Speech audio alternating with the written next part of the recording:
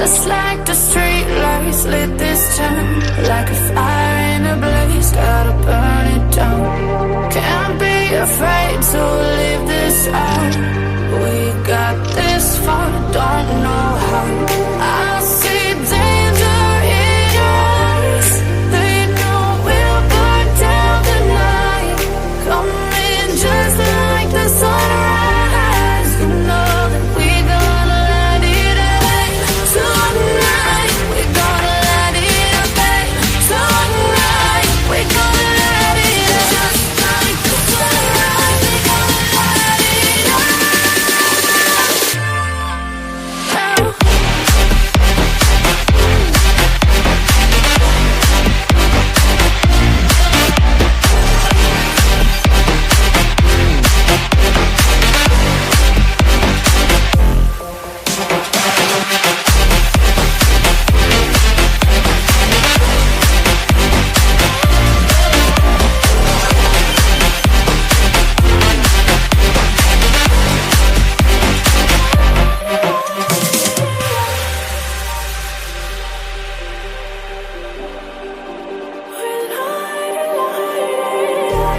Just like a spark that's breaking out.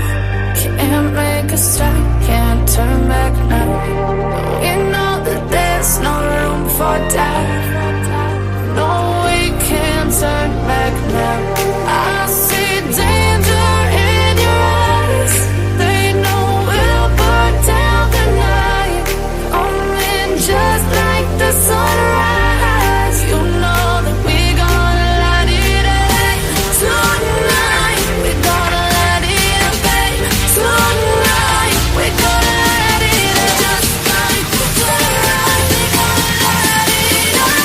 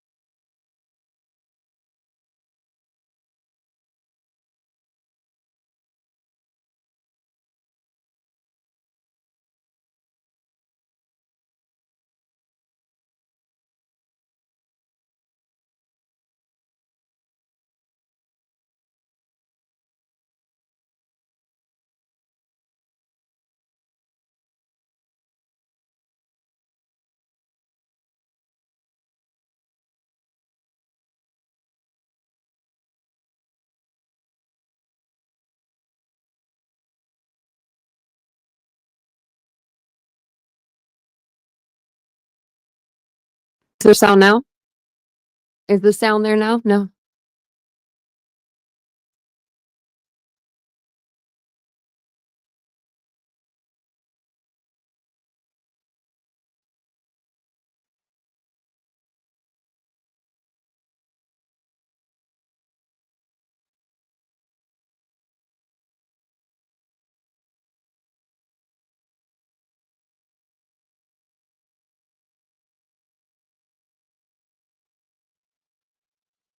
Okay, is it okay? We're working. I'm so sorry. I'm so sorry. Let's try that again. So sorry. I don't know what the setting was off. I don't know why. Yeah, I don't the setting was like turned off. I don't know why I did that. Watched it today. So sorry. Okay, well, let's try that again. All I was saying was hi, hello, welcome, I said happy Thursday because it's that much closer to the weekend. Um, what else did I say? I said we love the weekend. But my name is Tanya or Titanium Built, and if you are into bloopers or somebody that sometimes mutes and doesn't have their equipment together, then you're in the right spot. I'm just kidding.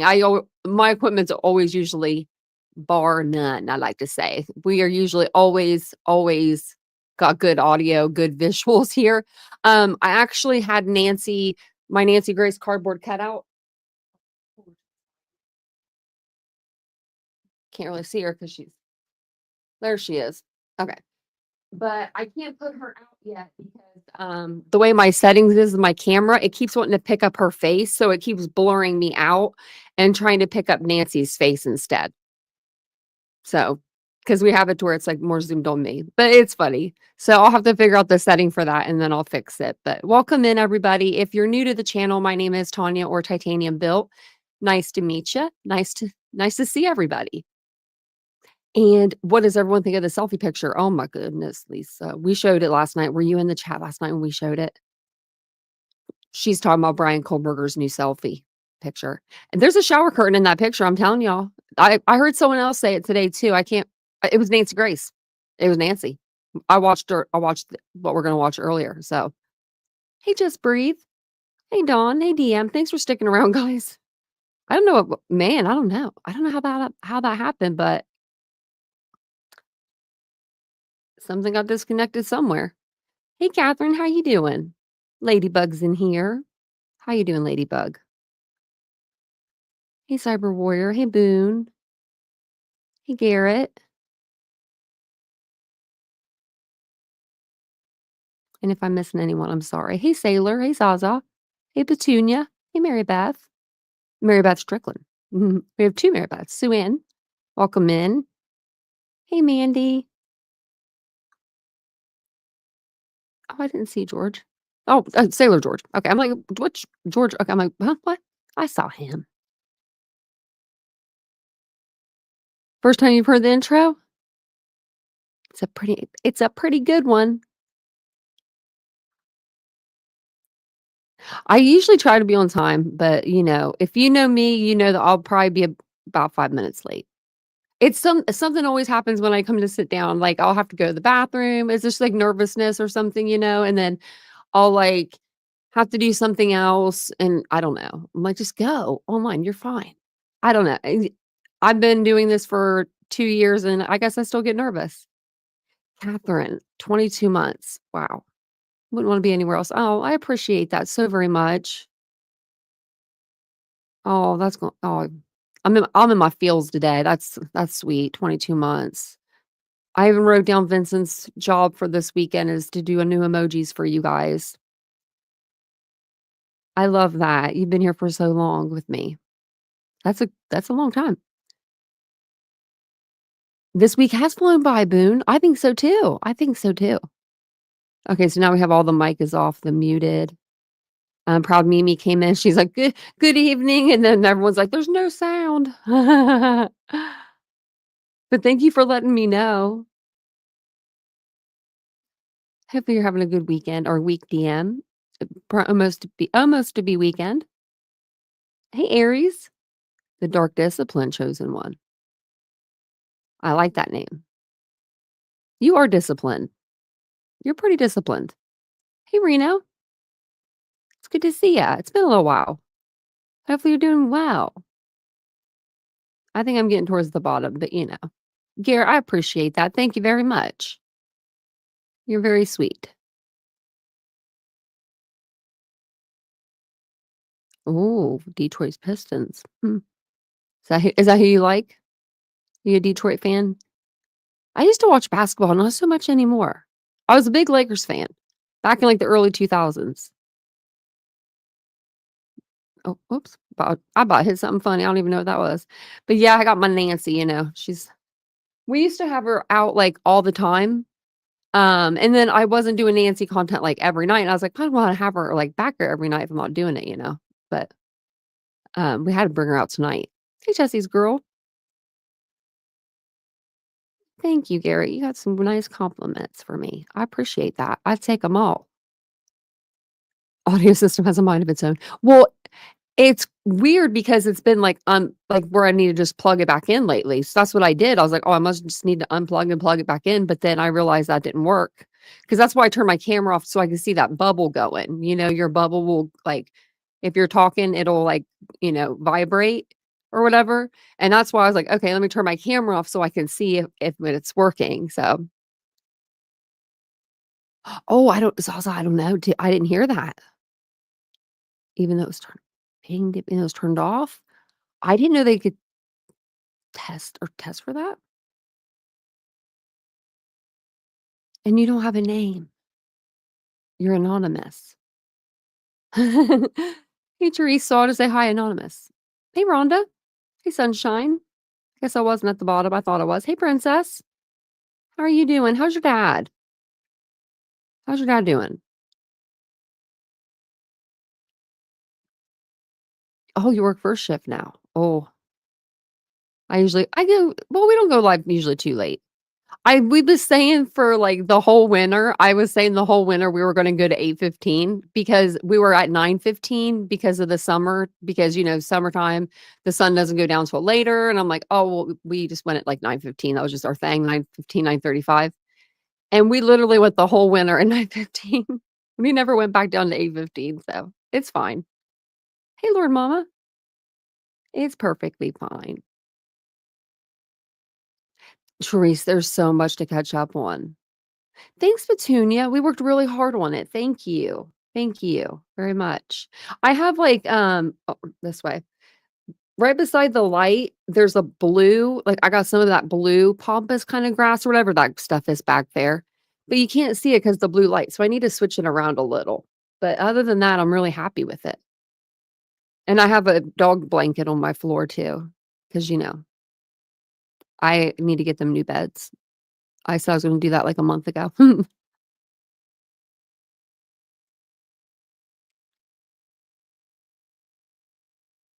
SG said Wi-Fi connection a long time ago. He did say that he did say that he touched off the Wi-Fi. That's awesome, Reno. I bet you're excited about that. Third shift, because ooh, my dad worked third shift for a long time. He worked first shift, then he went to third shift. It wasn't good for him. He hated it. He went back to first shift real quick and in a hurry. He's like, I don't like it.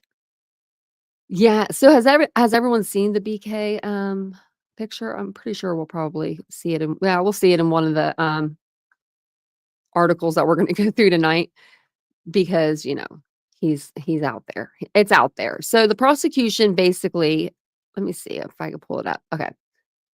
Basically, the prosecution in this case is going or they want to show this picture here, this image. It's of Bryan Kohberger.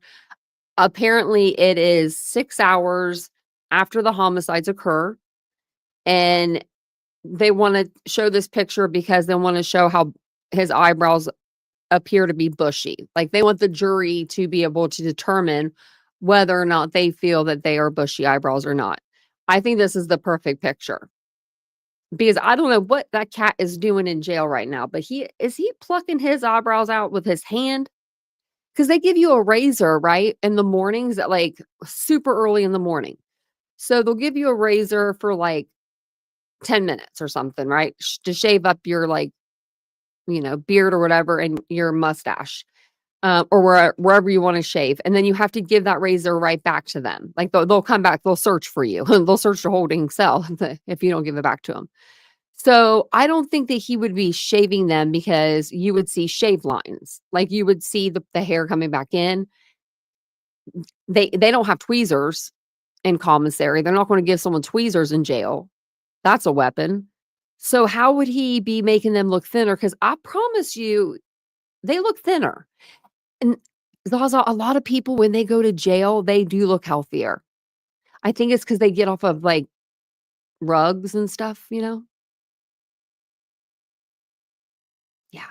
I bet you he did bleach himself. Oh my gosh. He gives me like Psycho vibes. Like that movie. American Psycho. I don't know. Is that what it is? American Psycho? Yeah, that one. Probably because the shower curtains in the background, the shower or whatever. Okay. There's some guys in here. Would you guys take a selfie in front of your toilet? Right in front of your bathtub? Because you know the toilet's probably like right there by the bathtub. Like, I mean,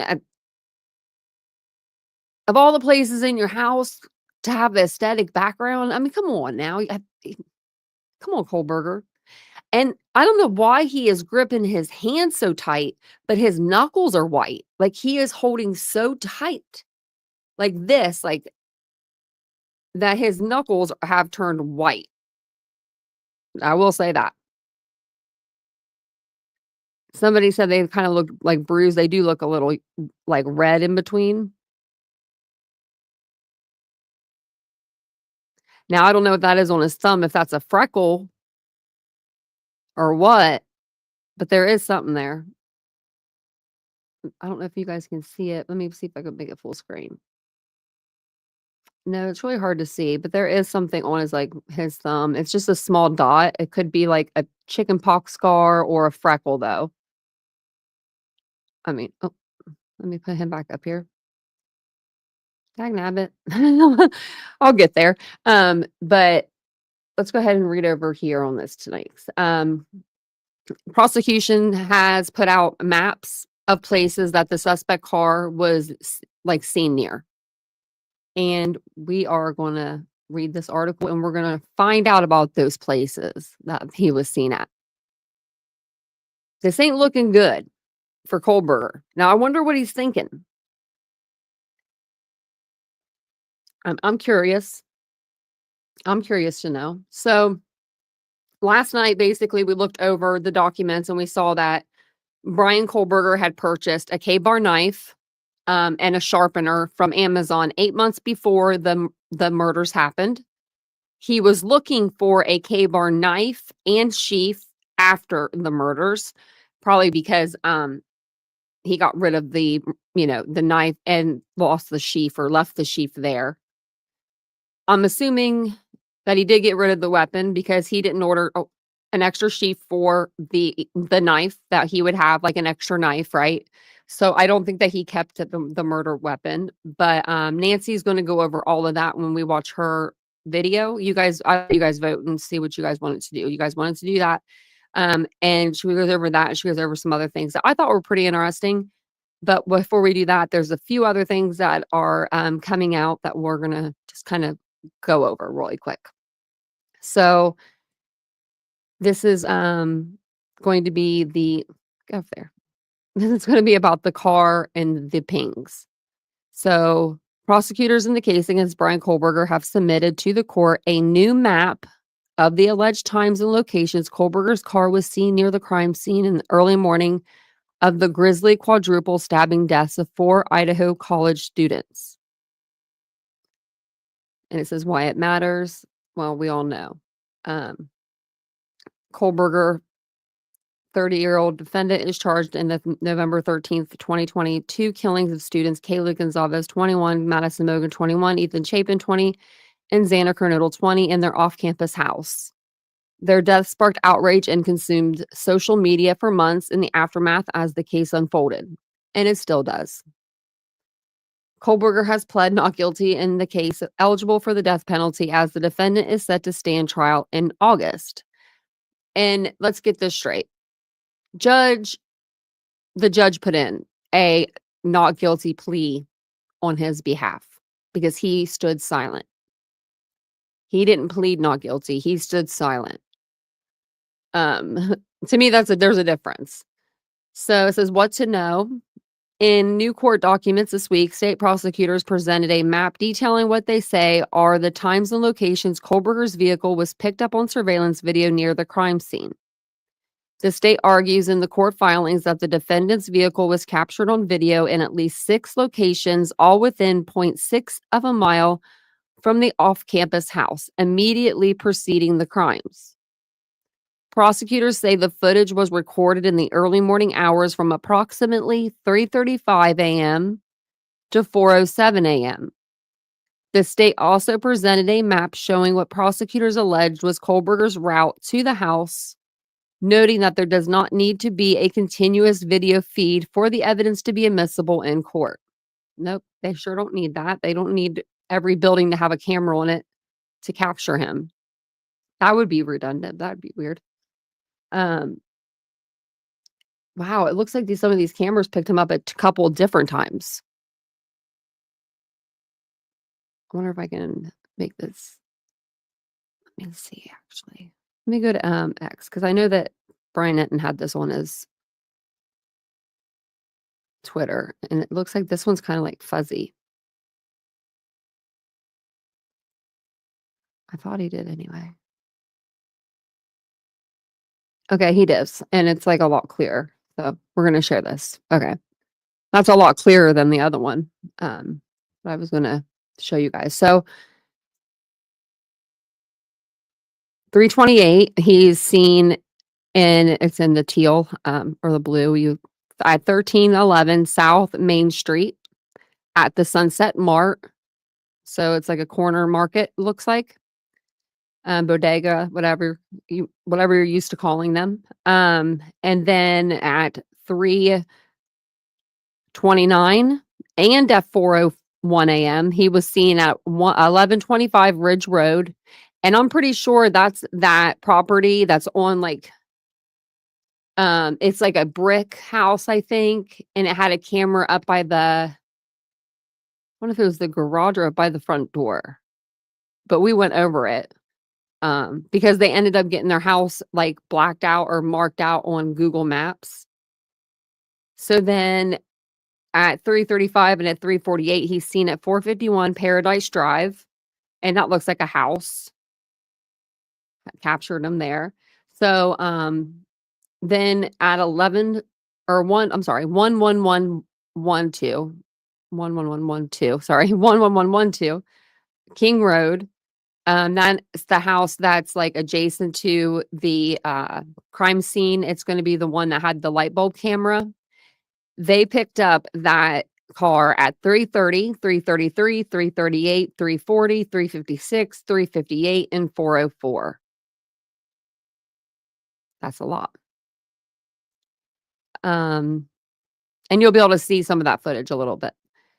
So then he is seen at 1330 Linda Lane, at 3:30, 3:39, 3:56, 4:05, and 4:07.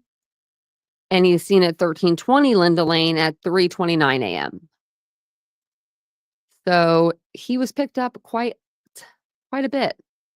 Hey, Southernish. Hey, Rick. Hey, Patrick. Welcome in. Hey, Kiwi mate. Vegan eggs.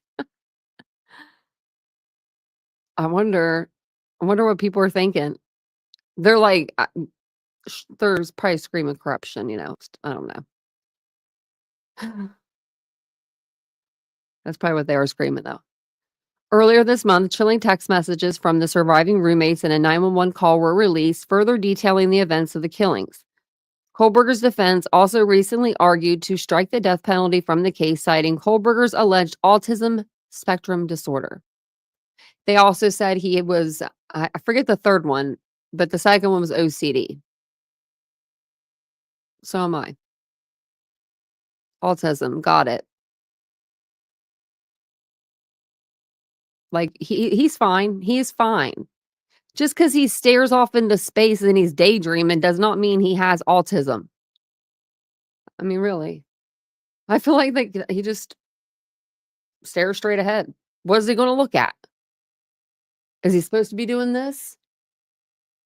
Do you see any other defendant doing that when they're sitting in the defendant chair? Nah, they're usually all minding their P's and Q's. There, now I accept everybody. My thing wasn't. Hey, Elizabeth.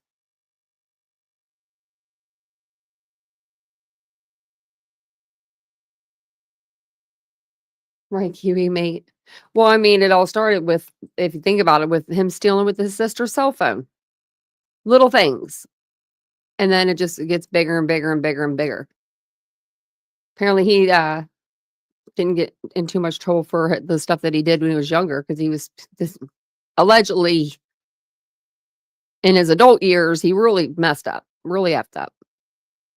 In new court filings this week, the state argues against removing the death penalty, saying in part, defendant argues that it would violate the Eighth Amendment's prohibition on cruel and unusual punishment to impose a sentence of death because he has ASD. His argument fails for multiple independent reasons. Yeah, there's a lot of reasons. I wonder what Kohberger's like IQ is. The dude was going to school for criminology, getting his PhD. He went for criminal justice, got his bachelor's, master's. I got my bachelor's in criminal justice, and let me tell y'all, it was hard. Like I mean, I graduated really great grade point average, all that good stuff. But I mean, it was hard. It really was. So like, you have to know right from wrong, and they're trying to say he doesn't know right from wrong. This guy doesn't know right from wrong. Now you're gonna have to really convince me of that. Hey, PKC. It says state prosecutors in a court filing on Monday, in part from the review of surveillance videos, investigators were able to determine the suspect's vehicle path of travel based on the witness direction of travel associated with the timestamps. From the review of the 1125 Ridge Road video, which admittedly provides the best view of the suspect's vehicle, investigators were able to determine that the suspect's vehicle shared similar class characteristics to a fifth-generation Hyundai Elantra between 2014 and 2015. This video was taken at 4:01 a.m., approximately 0.3 miles from the crime scene. Kohberger's defense team asking the court to exclude testimony of the car seen near 1125 Ridge Road and referring to it as Kohberger's in a court filing in February in part. There is no continuous footage linking the vehicle at the 1112 King Road footage and that from Ridge Road. They are literally 0.3 miles apart from each other. Okay. Additional surveillance footage depicts vehicles, but not identifiable vehicles. Thus, labeling the cars from various bits of footage as the same vehicle is speculative. Mr. Kohberger seeks an order prohibiting the state linking vehicle identification of the make and model of the vehicle in the 112 King Road video based on identification of the car at 1125 Ridge Road and referring to as suspect vehicle 1. Okay, well, just show them the show them the videos and say, Bryan has a car that's similar to this. Very similar. Like the same make and model. But we're not going to say this is Bryan's car. But it's the same make and model.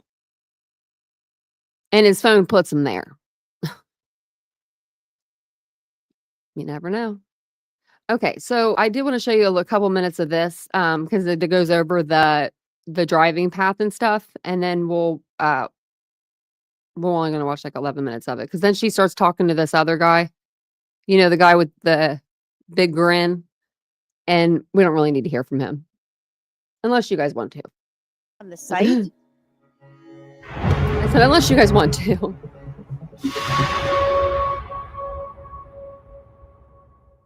Welcome to Crime Fix. I'm Anjanette Levy, and I just want to let you know you can now watch and listen to Crime Fix on Spotify, so please check us out there. Prosecutors in Bryan Kohberger's murder case and his lawyers are battling it out on paper over what evidence the jury will hear at his trial when it begins later this summer. They're fighting over everything from Kohberger's Amazon account and his purchase of a K-bar knife to a surviving roommate's testimony, text messages, the 911 call, and whether Kohberger should face the possibility of the death penalty because he has autism spectrum disorder. Look at them eyebrows. They're so different. They're so different.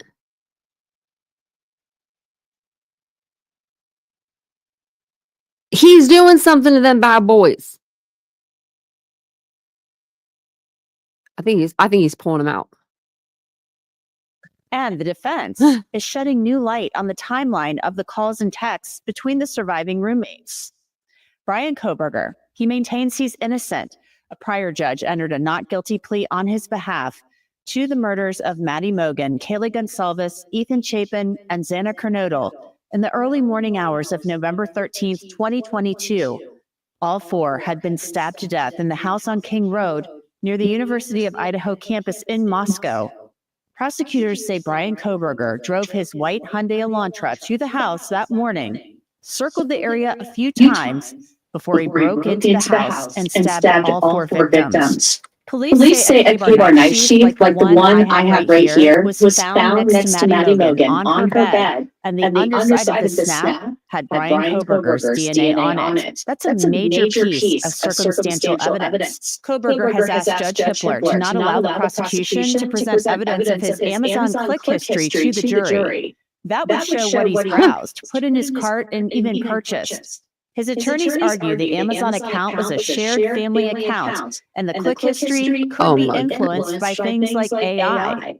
But the state says the records are clear. Prosecutors write, a K-bar knife sheath with a USMC logo was found next to one of the victims at 1122 King Road. The defendant's DNA was found on the K-bar knife sheath found on scene. Applying the test for relevancy first, Kohberger's click activity, which shows a purchase of a K-bar knife and sheath before the homicides, makes it more probable than it would be without the evidence. What do you guys think about that? And thank you so much, Elizabeth, for becoming a member. Thank you. It's echoing? How is it echoing?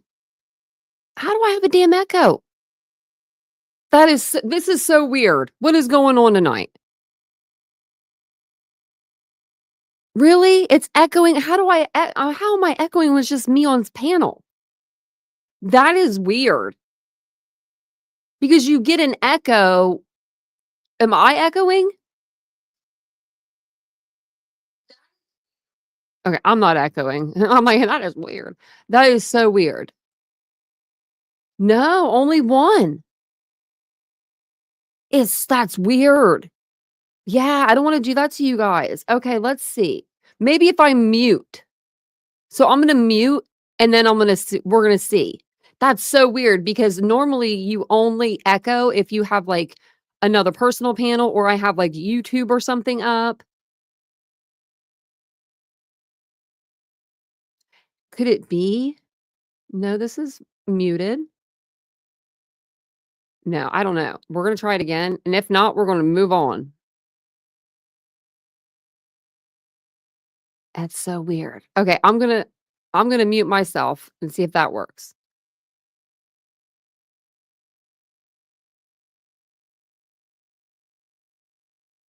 Because he has autism spectrum disorder. And the defense is shedding new light on the timeline of the calls and texts between the surviving roommates. Bryan Kohberger, he maintains he's innocent. A prior judge entered a not guilty plea on his behalf to the murders of Maddie Mogan, Kaylee Gonsalves, Ethan Chapin, and Xana Kernodle in the early morning hours of November 13th, 2022. All four had been stabbed to death in the house on King Road near the University of Idaho campus in Moscow. Prosecutors say Bryan Kohberger drove his white Hyundai Elantra to the house that morning, circled the area a few times before he broke into the house and stabbed all four victims. Police say a K-bar knife sheath like the one I have right here was found next to Maddie Mogan on her bed, and the underside of the snap had Bryan Kohberger's DNA on it. That's a major piece of circumstantial evidence. Kohberger has asked Judge Hippler to not allow the prosecution to present evidence of his Amazon click history to the jury. That would show what he's browsed, put in his cart, and even purchased. His attorneys argue the Amazon account was a shared family account. Okay, so that's what I was asking you guys about was the Amazon account. What do you think about that? Like him buying a K-bar knife and a sheath before the homicides? That's pretty big, I would say. That's pretty big. I was actually, and you're welcome, pretend judge. And thank you guys for letting me know. I don't know what was going on there. I'm just going to keep myself muted. but I went over today to a creator's account. I have to listen to more because I'm dying to know what they're going to say. And that's the person is Harsh Reality, because he's been riding this, Kohberger's innocent kind of ride for over 2 years now. And so I was like, I want to see what he has to say about this little Amazon, K-bar deal. And he was like, it is bad. It does look bad. And like, I clicked off then, but I had to come over here because it was like right before this live, I thought about it and I was like, oh, you just saw what he had to say. Like, listen to what he has to say. But, yeah, I think he's still going to try to do something. Now, like still like ride the pro burger wave, which is fine. I mean, you can have a difference of opinion with me. That's cool. But I do think that it's very strange that he purchased the K-bar knife and the sheath before the homicides. And then after the homicides, he wanted to purchase another one. So, that says you probably lost your knife and your sheath, or you just loved it so much you want a second one, but where's your first one at? Let me mute myself again. And the click history could be influenced by things like AI. But the state says the records are clear. Prosecutors write, a K-bar knife sheath with a USMC logo was found next to one of the victims at 1122 King Road. The defendant's DNA was found on the K-bar knife sheath found on scene. Applying the test for relevancy, first, Kohberger's click activity, which shows a purchase of a K-bar knife and sheath before the homicides, makes it more probable than it would be without the evidence that the K-bar sheath found at the crime scene was Bryan Kohberger's. Second, Kohberger's click activity after the homicides makes it more probable than it would be without the evidence that Kohberger had a reason to search for a K-bar knife and sheath after the homicides. These facts are of consequence to determining whether Bryan Kohberger committed the homicides at 1122 King Road, the central question before the jury. This evidence is clearly relevant. So right there, prosecutors are finally confirming what has long been suspected and rumored, that Bryan Kohberger bought a K-bar knife and sheath on Amazon. And in discussing the search warrant served on Amazon, prosecutors talk about when Kohberger bought that K-bar knife. This included temporal limitations based on the officer's investigation, which limited the search from March 20th, 2022 through March 30th, 2022. Time it was known Bryan Kohberger purchased a K-bar knife with sheath and sharpener from Amazon.com, and November 1st, 2022 through December 6th, 2022, time right before and after the homicides. Kohberger's entire click history, items not related to knives and accessories, was not relevant. This is a Morgan & Morgan legal alert. Emerging reports reveal from Amazon nearly 8 months before the murders, when he was living in Pennsylvania. There's also a footnote in the prosecutor's response. The defendant argues that Amazon's recommendation system influences what users see and click on, but this purported use of AI technology is not relevant. Even if an algorithm might suggest certain products to a customer, the algorithm would not cause a customer to repeatedly and over the course of several days browse web pages relating to K-bar knives, sharpeners, and sheaths. Now, it will be interesting to see how the defense responds to this. Will the defense say that Bryan Kohberger indeed owned a K-bar knife and sheath, but someone took it? Or that he had one and that's how his DNA got on it? Did he sell it to somebody? Did he lose it? Who knows? Did the police ever find a K-bar or packaging from one at his apartment? Now to the issue of the white car at the crime scene. So I wanted to show you guys these pictures because this is going to be, this house right here is the 1112 King Road house. You can see the pumpkins on the front porch. So this is going to be that was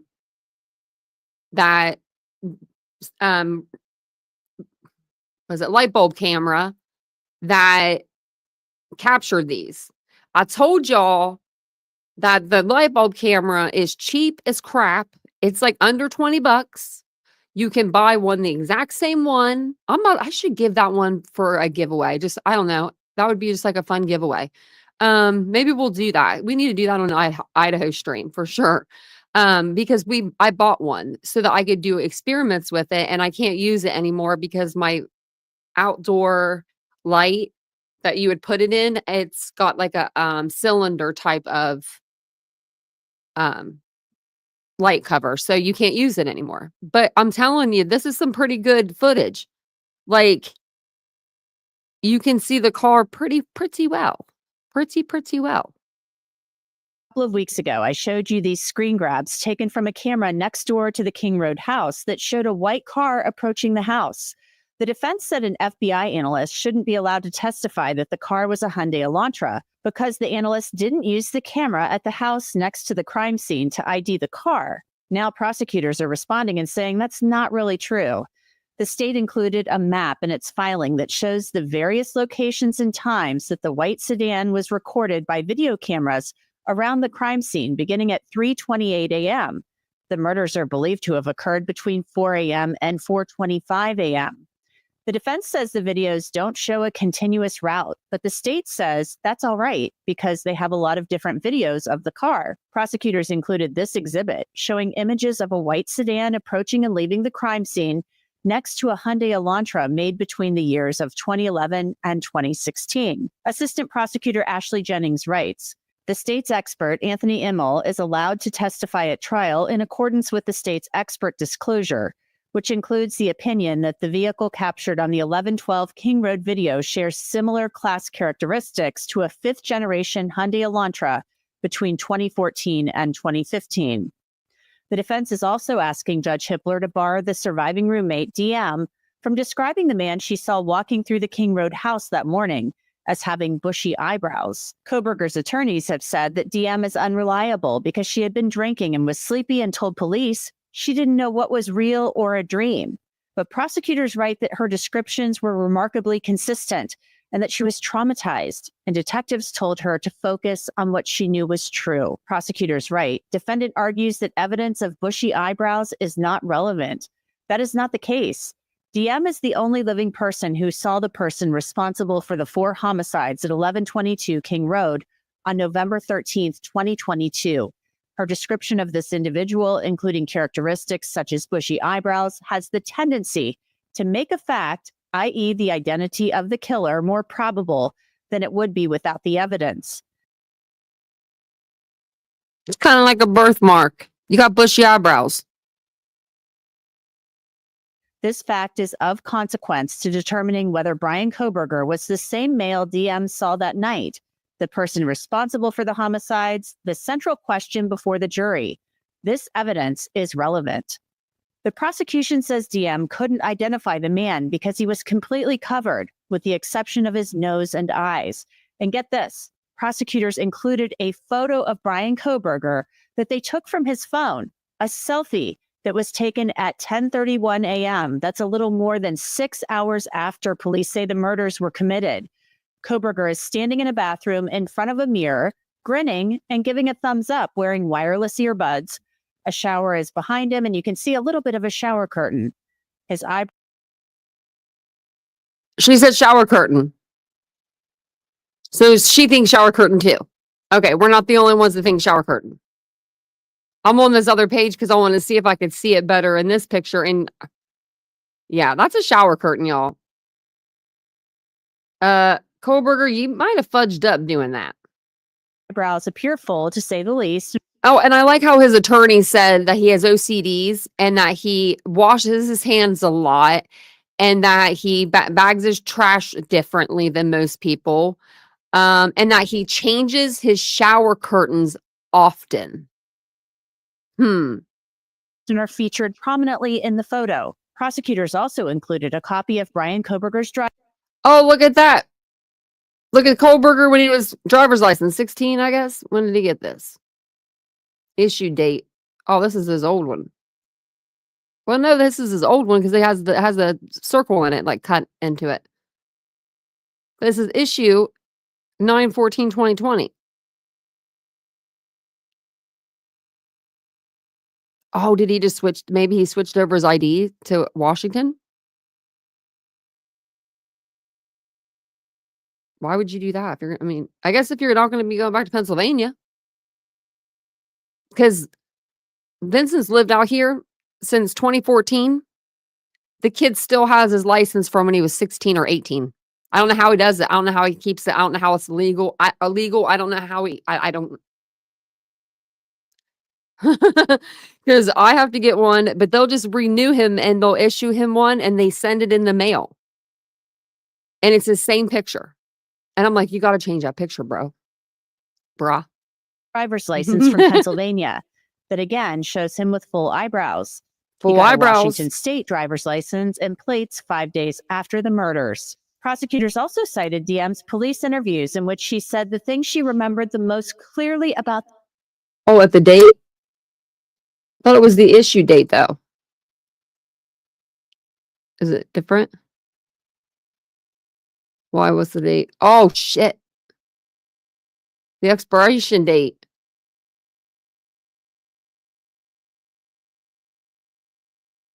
Well, I don't believe in coincidences. Full eyebrows. He got a Washington State driver's license and plates 5 days after the murders. Prosecutors also cited DM's police interviews in which she said the thing she remembered the most clearly about the man in the house was the bushy eyebrows. Prosecutors write, his arguments are without merit. As shown above, DM gave consistent descriptions of the male she saw at the time in question. One of those consistent descriptions is that the male had bushy eyebrows. This description is clear. It is not confusing and therefore will not confuse the jury. The fact that this description may or may not implicate defendant is not a reason to keep the fact from the jury's consideration. Bryan Kohberger has also gone back to Judge Hippler asking to strike the death penalty, saying he has autism spectrum disorder and it would be cruel and unusual punishment to make him eligible for the death penalty. But prosecutors say the motion should be denied. They write, defendant has no plausible argument that the Eighth Amendment prohibits the imposition of the death penalty based on his ASD. Oh, there it is. His IQ of 119 is far above the required IQ of 70 or lower. His IQ's only 119.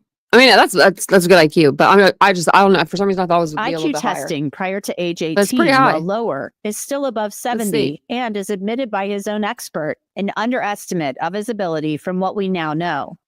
Wow, so Bryan Kohberger's own experts say he has an above average IQ, and the state That's says what I was about to look Kohberger's up. own experts say he is able to assist in his own defense. He's certainly not incompetent. Prosecutors write, defendant's ASD does not result in cognitive impairments. He was diagnosed with autism spectrum disorder level 1 without accompanying intellectual or language impairment. His type of ASD is characterized by severe and sustained impairments in social interaction, but not by cognitive ability. His examination revealed no evidence of a formal thought disorder or thought disorganization, and no evidence of difficulty understanding the examiner. While defendant's ASD may cause behavioral impairments, such as impulsive tendencies, nothing in his report suggests such impulsive tendencies manifest through physical aggression, or that his lack of impulse control had any connection to the crimes with which he is charged. Now, level 1 is the highest functioning level of autism. The prosecution goes on to write, one of defendant's own experts found that he is highly intelligent and has a factual understanding of the proceedings against him, including the penalty he is possibly facing. That is an unsurprising conclusion, given that his ASD did not prevent him from graduating with a master's degree in criminal justice in January 2023 with a GPA of 4.0. Wow. And I think that was a typo. He actually graduated in January 2022. I thought my 3.8 was good. I'll mute myself again. So there is a lot. I'll tell you what she said. Sorry, guys. I didn't mean to do that. I'm not used to having to mute myself. That's so crazy. I'm so I kind of want to leave the studio and come back in and see if that fixes it. I'm going to. I'm not leaving you all, but I am going to just leave the studio and then come back in.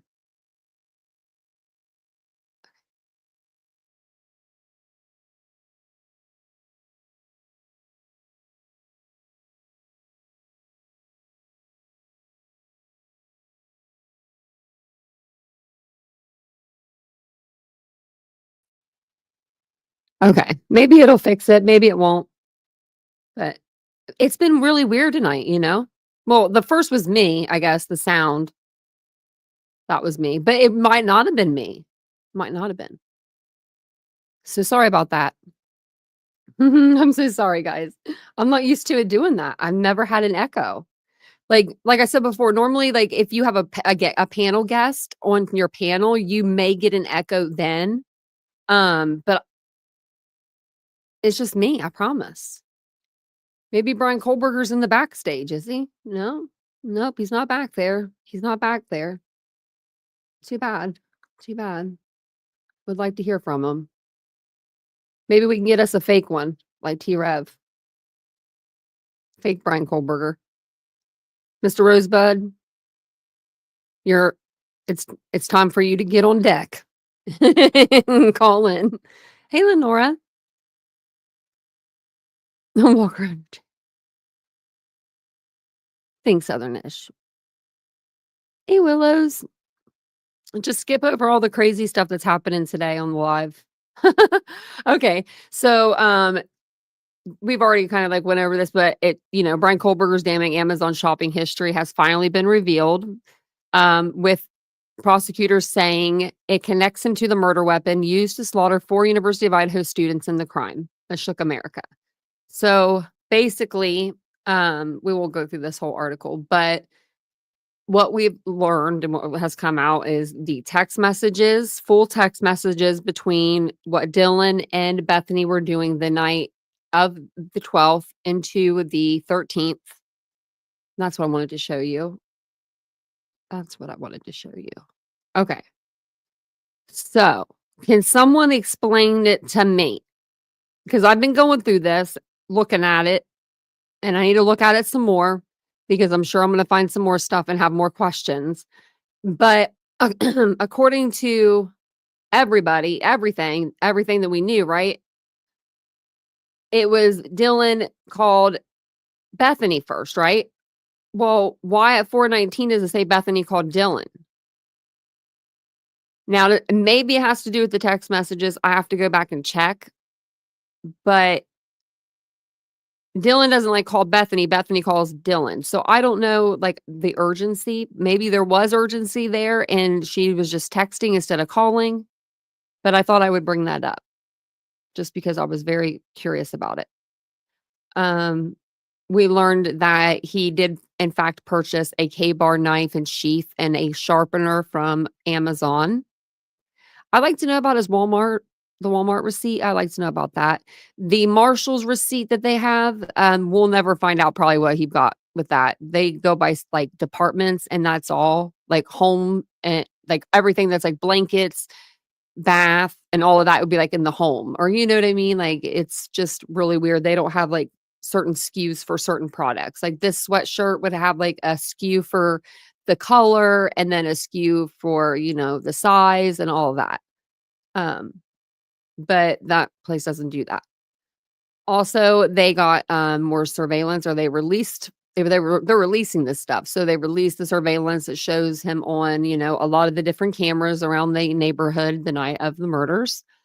Linda Lane, Ridge Road, what was the other? Walenta. He was King Road. He was kind of just all over the place, but he was there. They got his car on camera, and I believe that if they have it on the 1112 camera, the Ridge Road they said was even better quality, then it's probably shows the whole car, I would say. So let's listen to Miss Nancy. Now, she was kind of being weird earlier. I hope it's on my computer 'cause my computer's brand new, but it was going out on me first. But I don't know if it's because I was on a different page. It could be. I have literally also, I crap you not, 50 tabs open. I'm doing a couple different cases, so I need to fix that so that everything runs smoothly. Maybe I'll have to go back. Oh, oops, she's talking. Okay. Oops, I muted her again. Okay. And If you think she's mad, she probably is. Yeah, she's mad. No, I watched this earlier. She's a little feisty. Tonight, a shock Bryan Kohberger defense. I was Let me know if this echoes. framed. Yes, that appears to be where the defense is headed. This as stunning and heart-wrenching 911 calls from inside the home where 4 students were murdered have been revealed. And as we go to air tonight, a creepy, smirky selfie. It's like Bryan Kohberger pulled a Kim K. Selfie emerges of Kohberger doing a thumbs up and smirking just hours after the murder.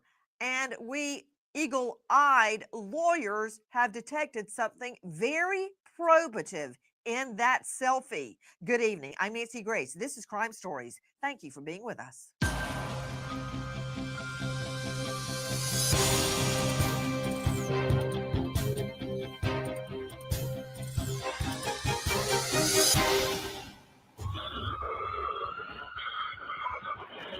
On location of your emergency. Something is happening. Something's happened in our house. We don't know what. What is the address of the emergency? 1122 King Road. 911 location of your emergency. Something is happening. Something's happened in our house. We don't know what. What is the address of the emergency? 1122.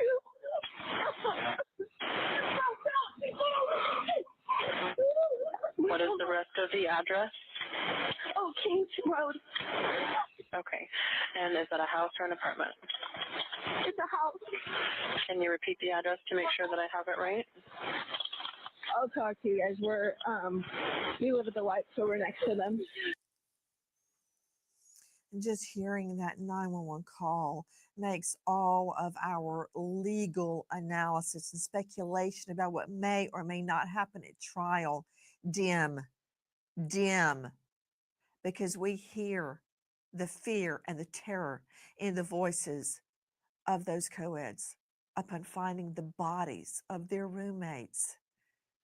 In the last hours, stunning and heart-wrenching 911 calls and texts have been released that reveal what the roommates did before they called 911, as well their movements. But first, let's hear the actual 911 call, and let me advise you, it's disturbing. And of course, the Bryan Kohberger defense wants it suppressed. They don't want the jury to hear this. Wow, I wonder why. Tell me exactly what's going on. One of the roommates has passed out, and she was drunk last night and she's not waking up. Okay. Oh, and they saw some man in their house last night. Yeah. Sorry, And are you with the patient? Okay, I need someone to keep the phone. Stop passing it around. Can I just tell you what happened pretty much? What is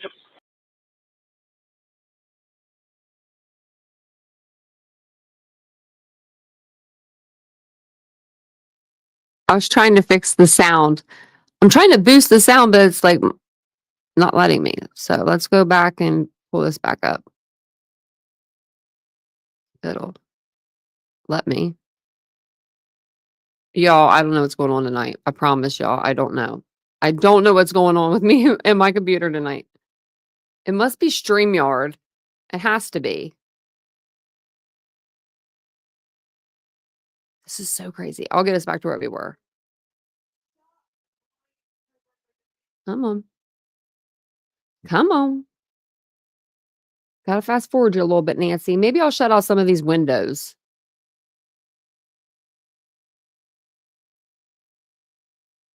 Okay, Nancy.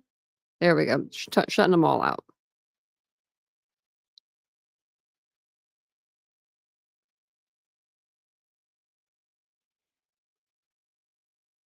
Okay.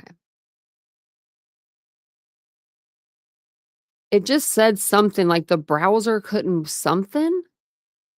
I don't know. We're going to try it again. the address of the emergency? 1122.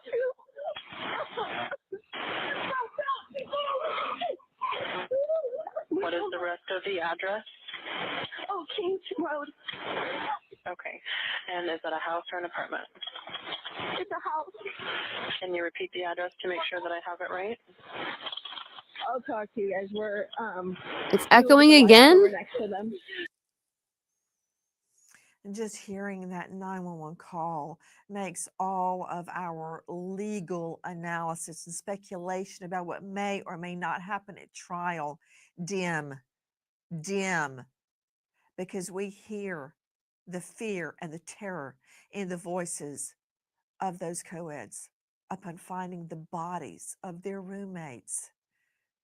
In the last hours, stunning and heart-wrenching 911 calls and texts have been released that reveal what the roommates did before they called 911, as well their movements. But first, let's hear the actual 911 call, and let me advise you, it's disturbing.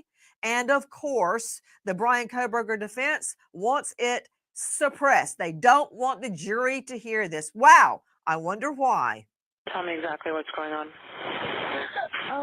One of the roommates has passed out, and she was drunk last night and she not wake me up.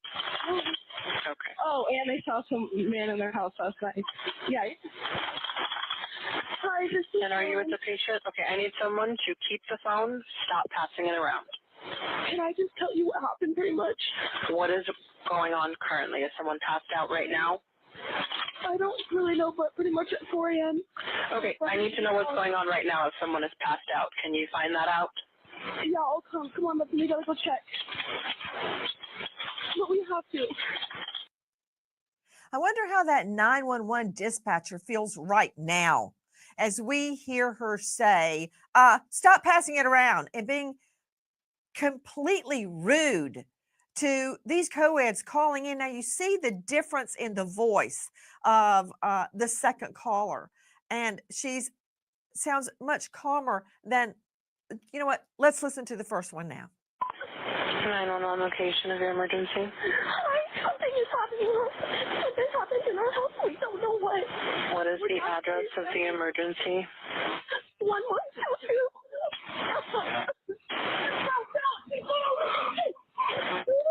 What is the rest of the address? Oh, Kings Road. Okay. And is that a house or an apartment? It's a house. Can you repeat the address to make sure that I have it right? I'll talk to you guys.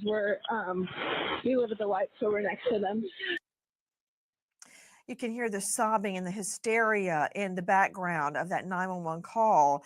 Now compare it to the next comments. Tell me exactly what's going on. One of the roommates has passed out, and she was drunk last night and she not wake me up. Okay. Oh, and they saw some man in their house last night. Yeah. Hi, this is. And are you with the patient? Okay, I need someone to keep the phone, stop passing it around. Can I just tell you what happened pretty much? What is going on currently? Is someone passed out right now? I don't really know, but pretty much at 4 a.m. Okay, I need to know what's going on right now if someone is passed out. Can you find that out? Yeah, I'll come. Come on, but we gotta go check. But we have to.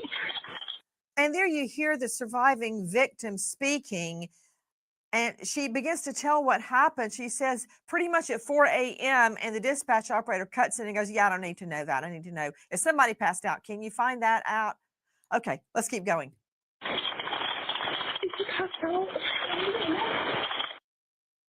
Nancy, you know better than that. They were trying to get to the problem. They need to get to the person at hand. They don't care about last night right now.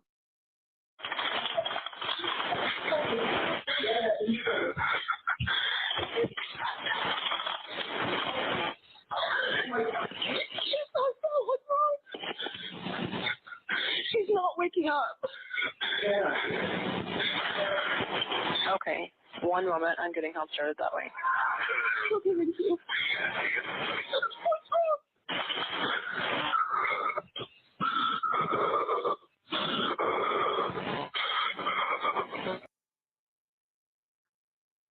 You hear crying and heavy breathing between sobs in the background. It was almost unintelligible. Now they've got a guy friend that's been brought over, and you hear him screaming, Xana, Ethan, unintelligible right now. Get somebody here right now.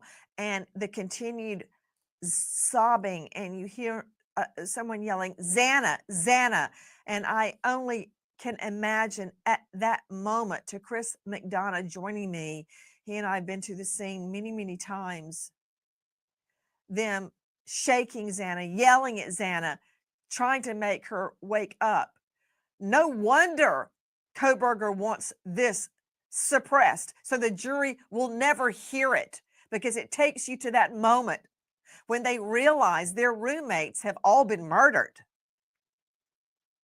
Yeah, absolutely, Nancy. I mean, this is a very powerful 911 call. It also gives us a clear understanding of the state of mind of everybody that was experiencing this horror that very moment. I mean, to the point where, there's almost a disbelief that takes place. And I've heard, like you and many others, hundreds of these phone calls. And these kids, imagine going upstairs and witnessing what they've witnessed.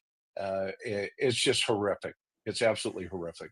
I'm just thinking how they are going to try to get the 911 calls suppressed. It's really hard to do. To Dr. Bethany Marshall, first of all, we were just speaking to Chris McDonough. He is the star of The Interview Room on his own YouTube channel. But for my purposes, he is a veteran homicide detective with over 300 death scenes under his belt. He's at coldcasefoundation.org. Dr. Bethany, these two surviving victims, Dylan and Bethany, have been attacked, maligned, mistreated, all sorts of accusations hurled their way. None of it matters when you hear this 911 call. None of that matters. I remember when I first started prosecuting, I would try to, reshape the victims or witnesses to give a better impression. That lasted one trial. I'm like, forget it. Take your witness as you find them and weather the cross exam. Nothing is going to matter to this jury when they hear that 911 call, no matter how the defense tries to attack these girls. Nancy, this 911 call is the first witness and the last witness in this case. It's uncontrovertible truth. You cannot take away from it. You cannot minimize. You cannot cross-examine a tape and try to tell the witnesses, oh, they weren't really that emotional and they were making it up. It's right there. You hear the shock, incomprehension, try to make sense of what's going on, the hysteria, as you said earlier. Also, Nancy, fear, profound fear. They say there was a man in the house last night. So they're in a house where they feel vulnerable at that point too. Guilt that it's their roommate and not them. Nancy, the tapes are going to be suppressed because these voices don't lie. They are real, true, raw, jagged emotion. I'm going out now to Crime Stories investigative reporter who has devoted herself to researching and investigating, poring over every detail, every photo, every word of transcript in this case. Sydney Sumner joining us. Could you clarify for everyone who is Hunter Johnson? So Nancy, Hunter Johnson is referred to only as HJ in court documents. But when you read the Gonzalez statement in response to this 911 call being made public, they mention Hunter Johnson. He's a friend of Ethan Chapin's, and he is that male voice that you're hearing on the 911 call, according to the Gonzalez family. So the context that we can kind of gather, what I'm hearing at least, is that Hunter is the one who couldn't get a hold of Ethan, finally decides, they're not answering the bedroom door. I'm going to step in here and see what's going on. So he opens that door. He sees Xana's body. And at this point, he knows that something is really wrong. He immediately tells Bethany Funk to call 911, but it seems like he didn't give her the full story of what was going on. So he tells her that Xana needs help. She needs to call 911, but doesn't really explain everything. So when you hear them, we need to go check. We need to get more information for the dispatcher. They go inside to talk to Hunter to see what's going on. And they're asking, Is she okay? Is she passed out? Because he hasn't told them what he is seeing in an effort to protect them, maybe keep them calm so they can get 911 there. And you can hear him, get out, get out, get out, telling them to back out of the room because he doesn't want them to see the horrors that he's experiencing. When you know what you're looking for, and you'll have to, the jury will have to be told this in advance. When you know what you're looking for or listening for, you clearly hear him, H.J. Hunter, yelling, Xana, Ethan. And then you hear him again yelling for Xana Kernodle to wake up. Here we hear him again. Listen.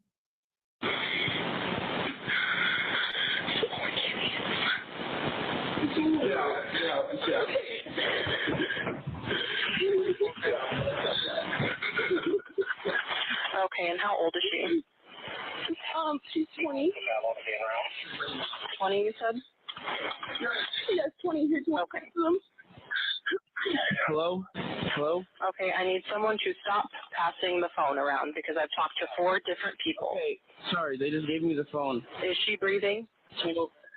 Hello? Is she breathing? No. What is wrong with this dispatch operator? But you know what? That's neither here nor there. Here we are hearing H.J.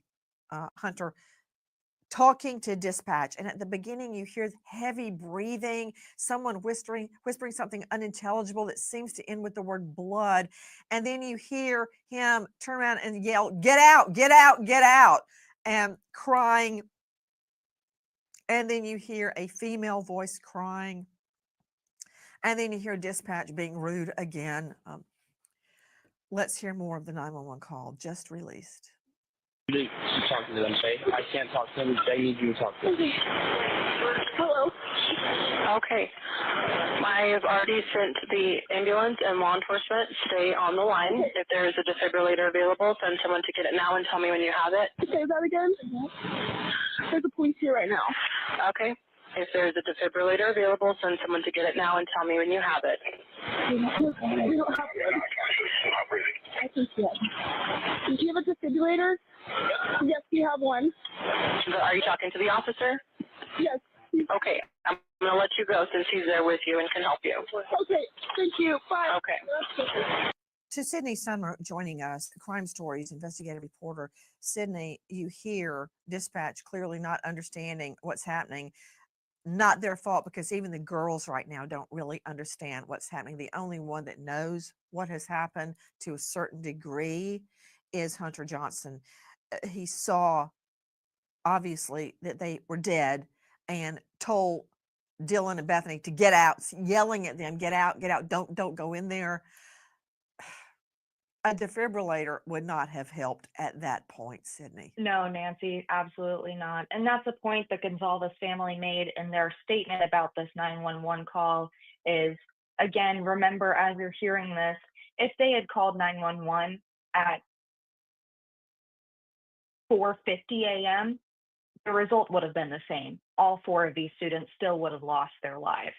And Nancy, I do think it's interesting that the girls, everyone on this 911 call mentions the man that they saw in their house at 4 a.m. multiple times. So as they're making this 911 call, the girls know enough to feel like that is connected in some way or shape or form. They feel that's important enough to tell the 911 dispatcher. So it's unclear exactly who knew what in this moment, but it does feel like it was important to them that this possible break-in be mentioned right off the bat. You know, Sydney Sumner, there is no replacement. There is no substitute for preparation, for a careful review of every line, every document, every piece of evidence, because even one word, or in my case, in a serial murder case I tried, one earring can prove so much. And what you just said, I find incredibly valuable. And I'll tell you why, Sydney Sumner. Because we know that the eyewitness that spotted, who the state says is Bryan Kohberger, his build, his color, his hair color, his bushy eyebrows, they're going to try and destroy her But what she just said on the 911 call is called an excited utterance. Whether that really fits this scenario or not, that's what it's called under the law. This is before she had time to fabricate a story, as it will be claimed. This is what's happening on the scene. And you're right, Sydney, and you've identified the importance of the witnesses noting then that there was a guy in the house, and if the dispatch hadn't interrupted her, we would have heard more right there about what happened around 4 a.m. You're right. She is connecting the murders to the intruder in the home. Now, you also heard Sydney Sumner, our reporter, talking about what the Gonsalves family said, Kelly's family. And I got to tell you, these families have been through hell. Hell. And it's not over yet. There's a trial to be had.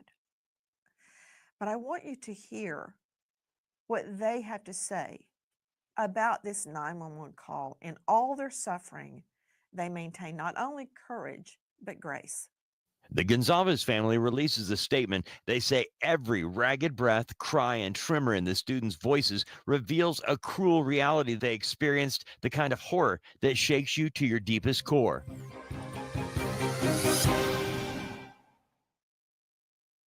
Tell me exactly what's going on. One of the roommates has passed out, and she was drunk last night, and she's not waking up. Oh, and they saw some man in their house last night. Yeah. In the last hours, heart-wrenching 911 calls have been released of what was going on at the scene of the murder when the roommates wake up and discover 4 people. They didn't know at the time they were all dead. 4 beautiful, beautiful University Idaho students. This as a smirky selfie emerges of, oh, thank you, Bryan Kohberger. This is around 10:20, 10:30 in the morning, 10:31 a.m. to be precise. Interesting. This is just after the murders. That said, take a listen to this. Of course, you know this is coming. Those 911 calls are so powerful. The defense is fighting tooth and claw to get them suppressed. Law enforcement released.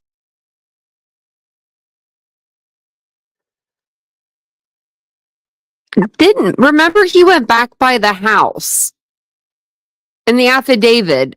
What was it, like 9:26 or something like that? Do you guys remember? I can't remember the exact time. I have it right here. I could go through it really quick. But I'm counting on my fingers here. If he got home, or okay, let's say after the murder, so 4:30, 5:30, 6:30, 7:30, 8:30, 9:30, 10:30. So he would have taken this picture around 10:30. So like an hour after he rode by the crime scene. It's just, man, I'm gonna have to do a timeline. We're gonna have to do a new timeline. Released the 911 recording after prosecutors unsealed a court document with transcript of the call. The filing in response to Kohberger's argument the jury should not hear the 911 call. Attorneys argue that the call was improperly submitted as evidence, as many of the statements made in the call are hearsay. Judge John Judge already ruled that the statements in question fall under present tense impression and excited utterance exceptions, but defense attorneys are making the argument again with Ada County Judge Steve Hippler. Joining me, high-profile lawyer out of the LA jurisdiction, Philip Dubé. Okay, you know what you just heard. I'm going to throw a technical legal term at you. Is a big stinking pile of BS. Okay, that's what that legal motion is. And I don't know how defense attorneys keep doing it and have a straight face. You know, they make an argument that a 911 call shouldn't come in. When, of course, it's coming in. It's an excited utterance and it's a present tense impression. But also, of course, it's going to come in if the speaker takes the stand. and can be questioned. Right. It'd be cross-examined on it. So I what understand that. what are they trying to do? Well, I think what they're trying to establish is that you cannot use 911 calls to circumvent the rules against hearsay. And you got to understand something. In order for it to be a present sense impression, they have to be relaying what is happening in real time. In other words, as it occurs. And one of the things she says, there was a man in the house last night. So what are you going to do? You're going to state stale facts from the night before to get around the Wait a rules minute, I've against got to see hearsay? his face when he's saying this to see if he is keeping a straight face. Okay, He first sure of all, is. what you just said is not true because I have entered 911 calls, seeing 911 calls entered into evidence by the murder victim, who obviously could not be cross-examined unless you perform a seance in front of the jury. So the fact that the 911 caller or who is speaking on the 911 call cannot be crossed is not a reason not to bring in the 911 call. And the judge pointed out, I guess you think the judge is wrong too, under excited utterance and present sense impression. It's coming in. Where would it end? What if she would have said, I saw a man in the house 6 years ago, Shavuos, but I happened to find my roommates deceased in their bed today? But I that's think not what she said. No, but she said last night. So last night is a stale fact. It's not a present No, it's not. sense impression.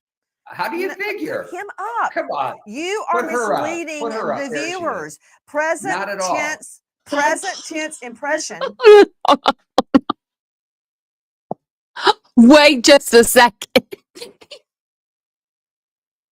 Did you guys catch that? Did you guys catch? He said, put her up. Put her up. She says that to people. Oh, no, he didn't.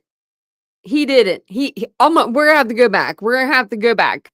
I don't think Nancy caught it, but Nancy always says, like, to everybody on her panel, put him back up, put him up, put him up. Like, because they'll be like this, like double, and she'll want them full screen. And she'll say to her, an assistant, I can't think of her name right now, like Janice or something like that. And she'll say, put him up, put him up. And he just said, put her up. I was like, yeah, she hit a nerve. We'll have to go back and listen to that. I don't know how far, but said, I saw a man in the house 6 years ago, Shavuos, but I happened to find my roommates deceased in their bed today. But that's not what she said. No, but she said last night. So last night is a stale fact. It's not a present sense impression. How do you figure? Put him up. Oh, you are. That was her that said it. Okay, that was her. I thought it was him that said it. Misleading the viewers. Oh, he does. Okay, we gotta go back. How do you figure? Put him up. Come on. You are misleading the viewers. Present tense impression is what the speaker is saying. He's so pissed. He's so pissed. Like, he's big mad. Like, I wasn't going to play this on long or just like with Anjanette Levy. Like, this was the guy that was going to be on there. And I was like, I'm not doing this to you guys tonight. I'm not going to make you listen to him. But I listened to this Nancy before, like, I came on, but I didn't watch it. I was just listening in. He mad. You got to be able to handle Nancy if you're going to go on her show. You know what I mean? Don't cry. Don't let her make you cry. I'd probably cry. At that moment, it doesn't matter if she's recounting something that happened. Also, by the way, does she look tanner? Like she was on vacation or something? Well, maybe a little soft tanner like me. Hours before. And when she says last night, that's something she can be cross-examined on. Okay, you know what? I'm not a betting person, but why don't we bet right now on air that this 911 will come in? Of course it will, because anything to stick it to the defense. They're going to find tortured legal logic to get it into evidence. Of course, that's what they're going to do. Okay, you know what? Let's go to someone with real life experience in 911 calls. Chris McDonough joining me, homicide detective, worked over 300 homicide cases. Plus, he was in Vice. You don't even want to know what he saw in Vice. Chris, have you ever in your life and all the cases you investigated ever seen the 911 call excluded from evidence, suppressed so the jury could not hear it. Ever. One time. No, and definitely not under these circumstances. I mean, your point is right on target, Nancy, with the excited utterance here. It is the exception to the hearsay rule. And remember, we also have to keep the frame of mind of the caller. They are still thinking that their friend is passed out, drunk from the night before. And the other person that grabbed the phone even started the conversation with that. So that's the present tense when it starts.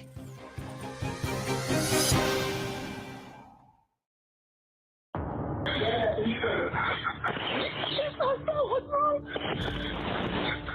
She's not waking up. What's wrong?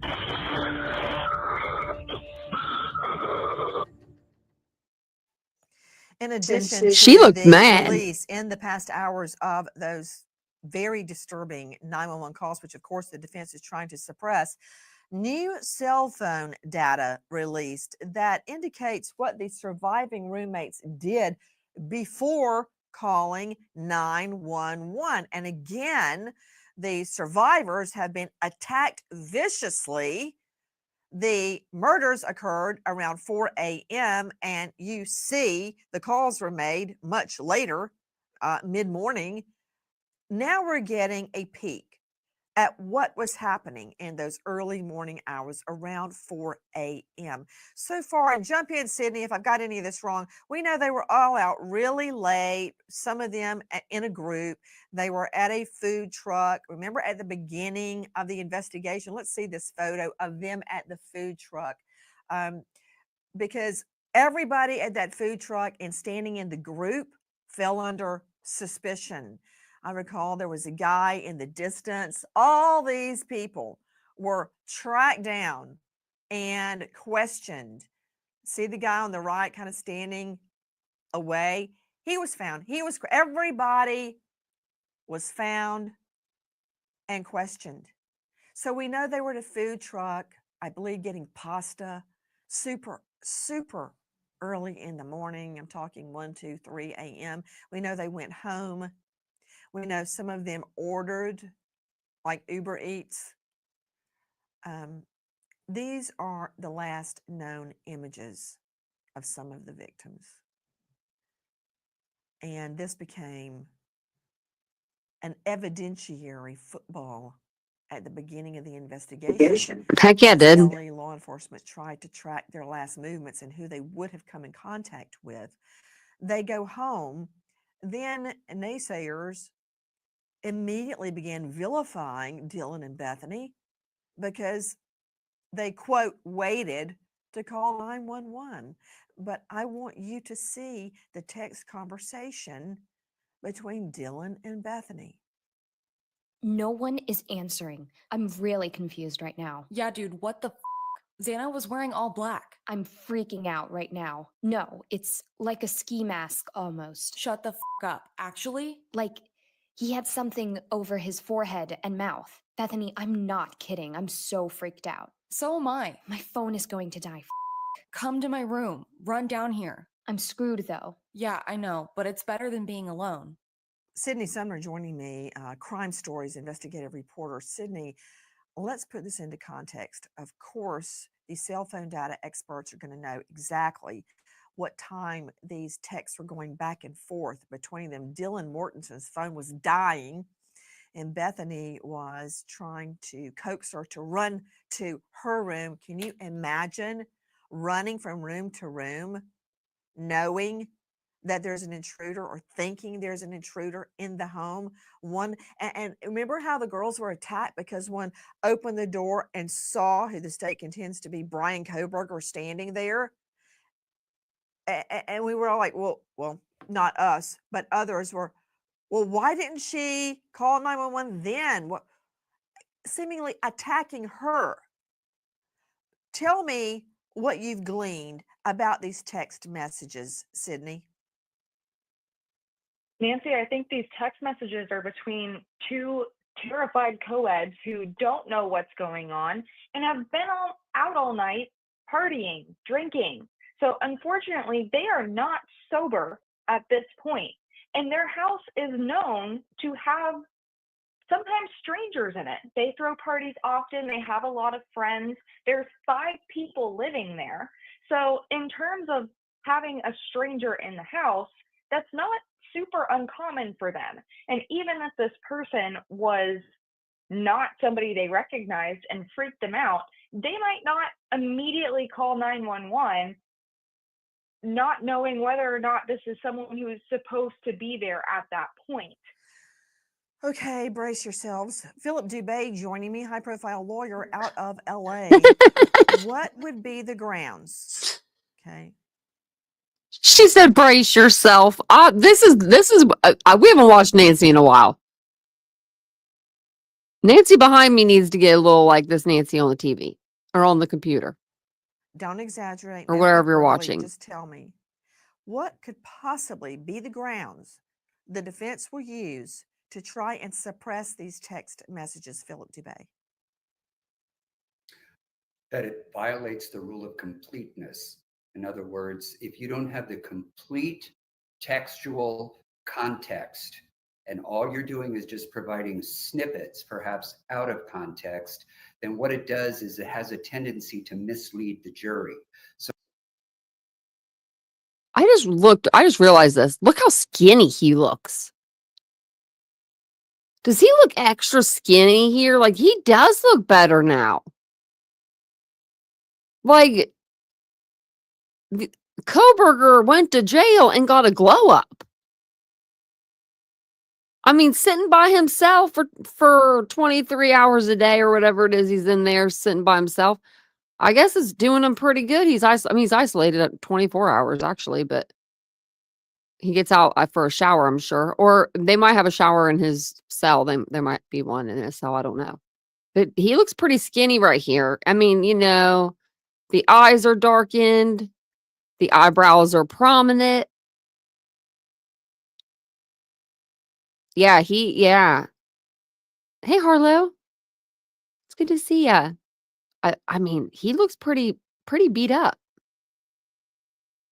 Pretty, and he's wearing that teal shirt or that green shirt, that sage shirt. I think that's the same sage shirt he was wearing in the other picture of him that he looks skinny in. So how you cure it is you allow all the text in their entirety to come in so that the jury can read everything in harmony. Otherwise, it has a tendency to mislead the trier of fact. And it's common, not just with text messages. We see it where prosecutors try to admit recorded statements of a defendant, recorded statements of a victim or of a witness. And in order to have a thorough opportunity to cross-examine on each point, you need everything presented. Oh, how I would love to try a case against you and have you spout that out in front of a judge, because the remedy for that is to say, fine, we'll play the whole thing. Everybody get comfy because it's about 2 hours. Here, we're just showing the relevant portion of the text, Dubé. Other text preceding this are. I'm gonna agree with Dubé on this one. I am gonna agree with Dubé. If you're gonna bring in one text message, bring them all in. Bring them all in. You know what I mean? Because it does show that these girls weren't sleeping for 8 hours like we all thought for over 2 years. I feel almost personally like I'm a victim now. Dylan Mortensen, I've been rooting for you, girl. I still believe I still believe that they were scared. I do. I still believe they were scared. But I also have a lot more questions than I did a few days ago. I do have a lot of questions. But being 19, 20,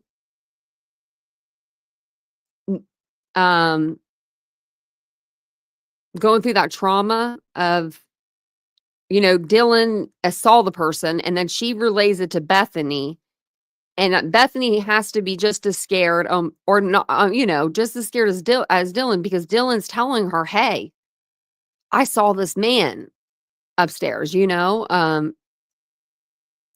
just don't know why they were, on the Twitter on TikTok, on Yik Yak, Snapchat, all the things, you know. I just don't understand why they were on those unless they were literally trying to put that traumatic event like away from them, and they were just trying to go about do business as normal. I've done that after traumatic event.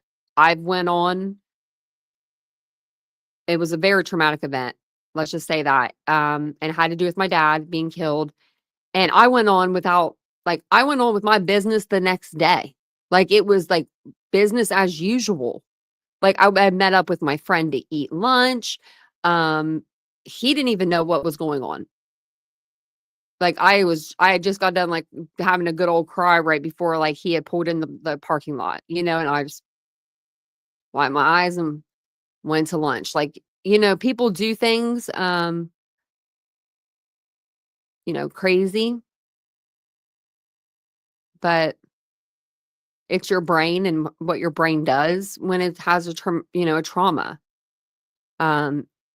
It will protect it. It'll do everything to protect you from it, you know. And that's, you know, and they may not remember stuff from that night. You know, that's what trauma does too. So when Dylan says like she doesn't remember, and she's like, and she's thinking maybe because she was drinking, it could have been because she was drinking, but it also could have been because of the trauma. We're talking about, hey, oh, and Captain, thank you for coming on in here, swinging in here and becoming a member. Look at that. I was just thinking of you earlier. I literally was, that's so weird. I was like, where's Captain Ganja been? I miss Captain Ganja. And then there you are. Literally was today. Wow. That's eerie. That's eerie. I love it though. I love that you're back. Where are we going to dinner? Where are you tonight? Where are you tonight? Let's go home. Let's order Uber Eats. Do you want noodles or do you want a hamburger? Exactly my point. We play the part about the attacks. But sure, the answer to that is sure. Be careful what you want, my dear, for you will surely get it. The defense wants to hear the whole thing. I'm happy to play it. Would that, yes, no, would that make you happy? Because that is the rule of completeness. In other words, both sides get to see the entire transcript or hear the whole interview or the whole phone call, whether it's relevant or not. Would that placate your completeness objection? It would cure it. Remember, it's a legal objection. It's not, yeah, of course it would. So yes, okay.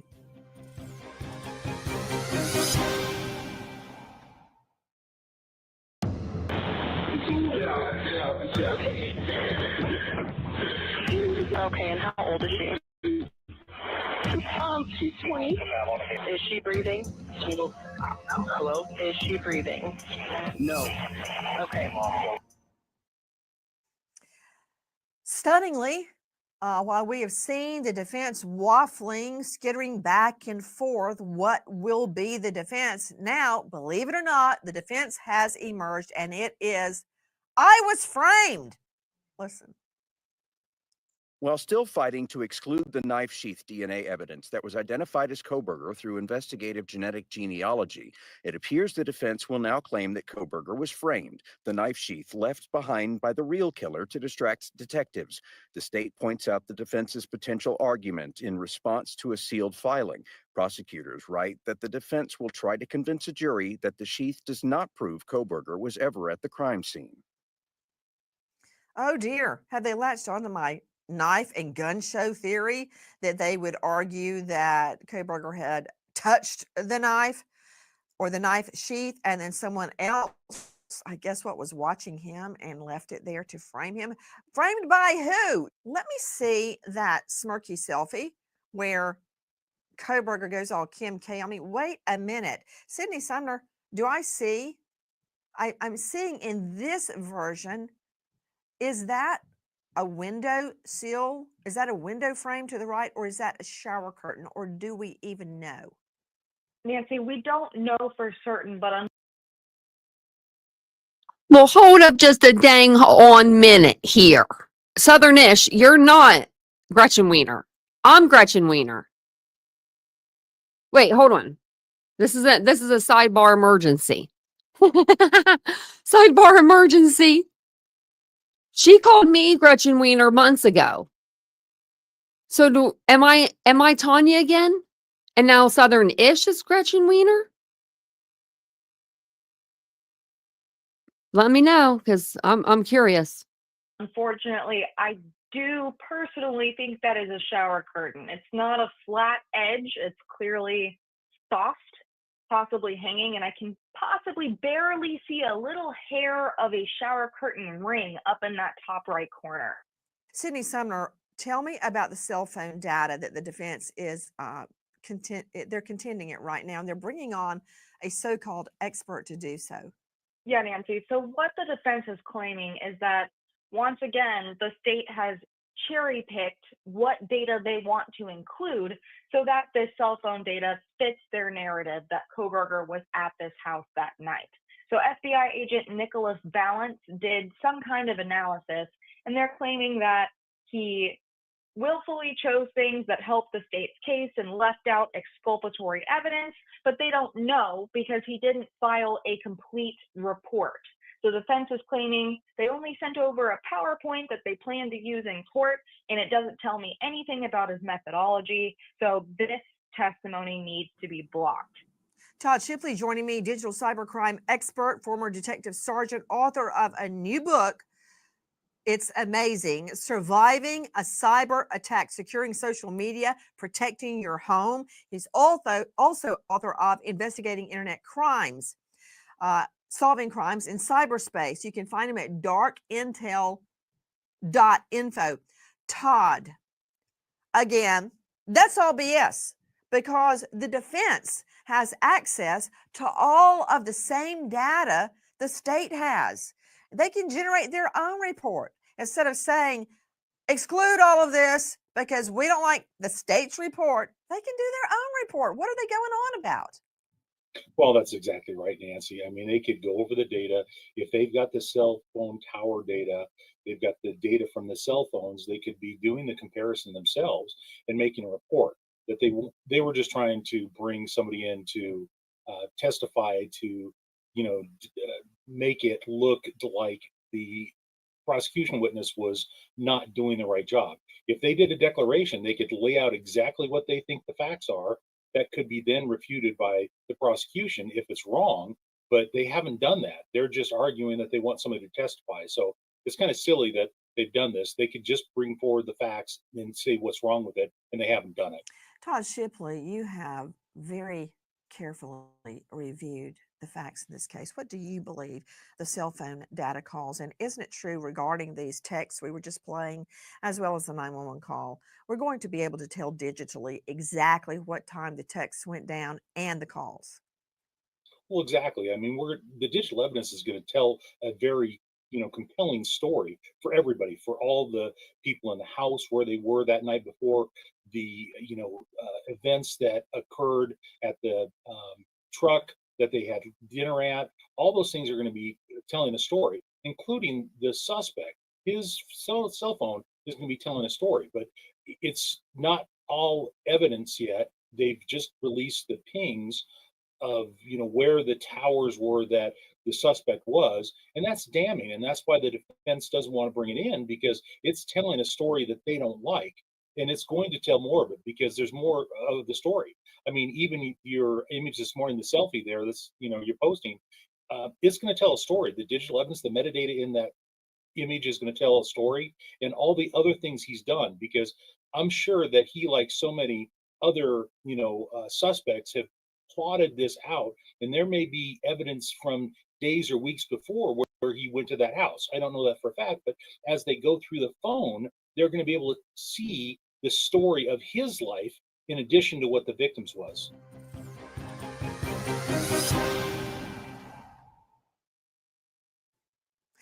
Joining us now, special guest, Dr. Kendall Crowns. He is the chief medical examiner, Tarrant County. That's I love him. Texas, an esteemed lecturer at the Burnett School of Medicine. I do. I like him. Look at him. You can just tell by how he's looking, how his personality is going to be. And you're right on. He's very monotoned. TCU. Oh, and he was back by the King Road residence we were talking about earlier. Remember in the morning, between 9:12 and 9:21. Question: why is it that at first the girls thought that the victims were just passed out? How could that be? They were stabbed multiple times, Dr. Krause. Good question. So depending on where an individual is stabbed, they may not actually bleed outside of their body. They'll bleed internally, usually like with sucking chest wounds, the blood will bleed into your chest cavity. Blood may bleed into the abdominal cavity. So if their wounds were in certain locations, there may not have been any real blood that was outside of the body. And so it wouldn't be soaking into their clothes. And they could look like they were just passed out and laying there. And that would be my best opinion on that. You know, another thing, Dr. Kendall Crowns, I'm coming at this from an evidentiary point of view, have attacked the girls because they say, the witnesses, the survivors, because they say, what, you didn't hear anything? Well, actually, they did hear something. Sydney Sumner, investigative reporter, they heard someone moan or cry out. They heard thumping up and down the stairs, correct? Yeah. At one point, the girls even came out of their room to ask them to be quiet. So at this point, they didn't realize anything was amiss. They thought their roommates had come home and were still being rowdy from their plans earlier that night, and were asking them to stop and to be quiet. They definitely heard some commotion. You know, Dr. Kendall Crowns, those attacking the two survivors are screaming. Well, why didn't you hear the victim screaming, and why didn't you call 911 earlier? Dr. Kendall Crowns, in our world, the way we live, for instance, if you hear a gunshot, you may go, oh, who's setting off firecrackers? Because it's not in your realm of understanding. You don't have your arms around the fact somebody could be shot down the street, or you might think it's a car backfiring. I've seen many cases, many, where witnesses hear something, but they don't realize a murder is occurring. What could the girls have heard? So you're right. It's all kind of context. You have to have an idea of what's going on. You may think that something else is occurring when it's actually a murder. What they could have heard is yelling, screaming, things being knocked over, kind of bumping around. But the same thing could be heard in people that are drunk or having a good time or jumping around or dancing. You could mistake that. Philip Dubé, all arguments between us aside, you're a veteran defense attorney. How will the defense attack Dylan and Bethany for not hearing 4 murders when they clearly did hear something, but they didn't know what they were hearing? Yeah, that they were out on an all-night bender, that they had been drinking, that they were likely hungover, that their perceptions and their ability to recall were compromised by being impaired from the effects of alcohol. And who knows, maybe if they smoked something, I don't know. But the whole idea of being a reliable witness when you take the oath is that your ability to observe, recall, and to perceive is not compromised by outside intoxicants or other types of interference. And I think if you can establish that maybe at a pretrial hearing, a judge can find that they're incompetent to testify as a witness. Dr. Bethany Marshall, these girls have a tough time ahead on cross-exam, and I hate what's going to happen, but they've got to take the stand.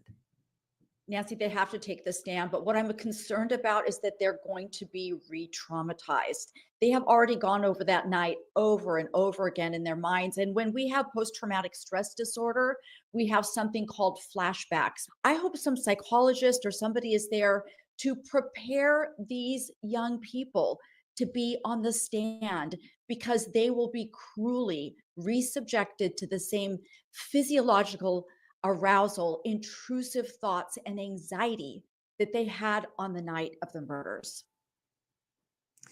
I just wish I could take this away from them, but they're going to have to take the stand. We wait as justice unfolds, and now we remember our hearing. And that's hard when you're a victim of a crime to go in and to have to testify to either, like, I mean, what you're a victim of, what crime you're a victim of. And that's what these girls are going to have to go in there, and they're going to have to do that. And they might not like that. They might not feel like they are a victim. They're probably having survivor's guilt out the ass. I couldn't imagine. The survivor's guilt would probably be insanity. Wow.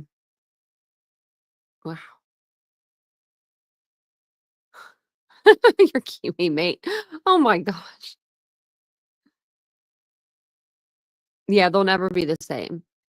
And they had four of their friends were brutally taken away from them, and they were in the same house, and it could have happened to them.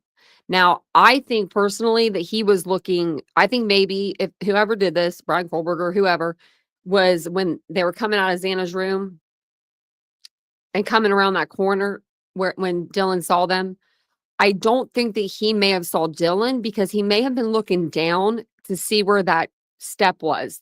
There's like a 4-inch step right before Dylan's bedroom, right when you go through that hallway. So I think maybe he was looking down right there, and maybe he just didn't see her. And I think that room looks like a closet personally. Maybe he didn't even try to go in there. But she did say, I think she said that she locked the door. So maybe he did try and the door was locked. But either way, it is heartbreaking.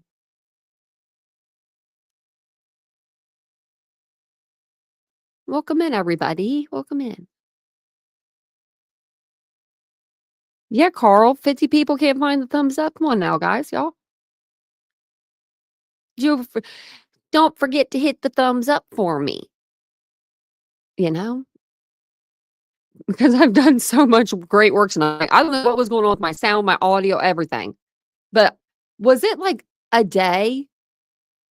Oh, actually, I wanted to show you a picture before we get off here too. I mean, it was like it was a day. Let me tell you.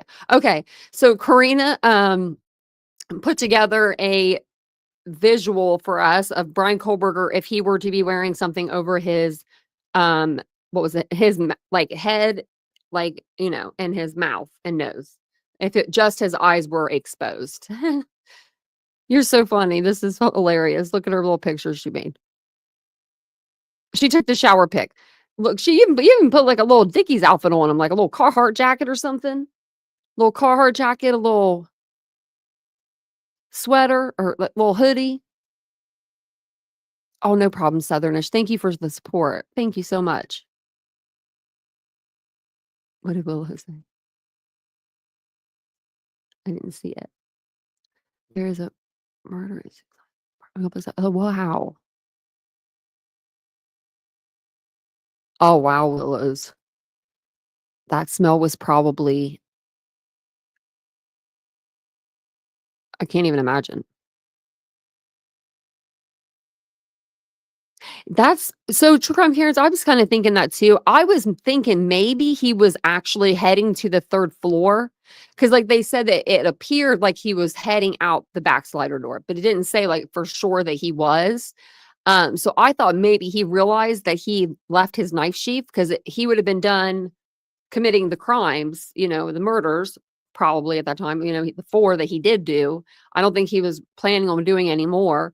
And I think then he probably would have been like, oh, crap, where's my sheath? You know what I mean? Like maybe he was going up to the 3rd floor, and then maybe he did hear something in Dylan's room, and he was just exhausted at that point, after taking on Ethan and Xana. I mean, 4 people, that you've got to have some stamina to be able to to do that.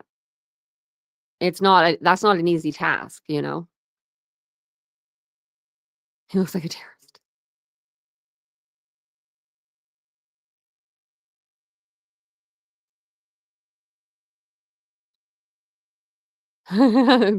Pretend judge that. I love it. That was a good idea. That was a good idea. You even put a little hoodie on them and everything. Keeping them warm. She's over here keeping them warm. I'm just kidding. I'm just kidding. Let me see if there's anything over. Oh, there was something over here on Twitter. So it says Ashley Banfield. She says, let me pull it up really quick. Oh, look, Nancy, you look so large right there. Dang, girl.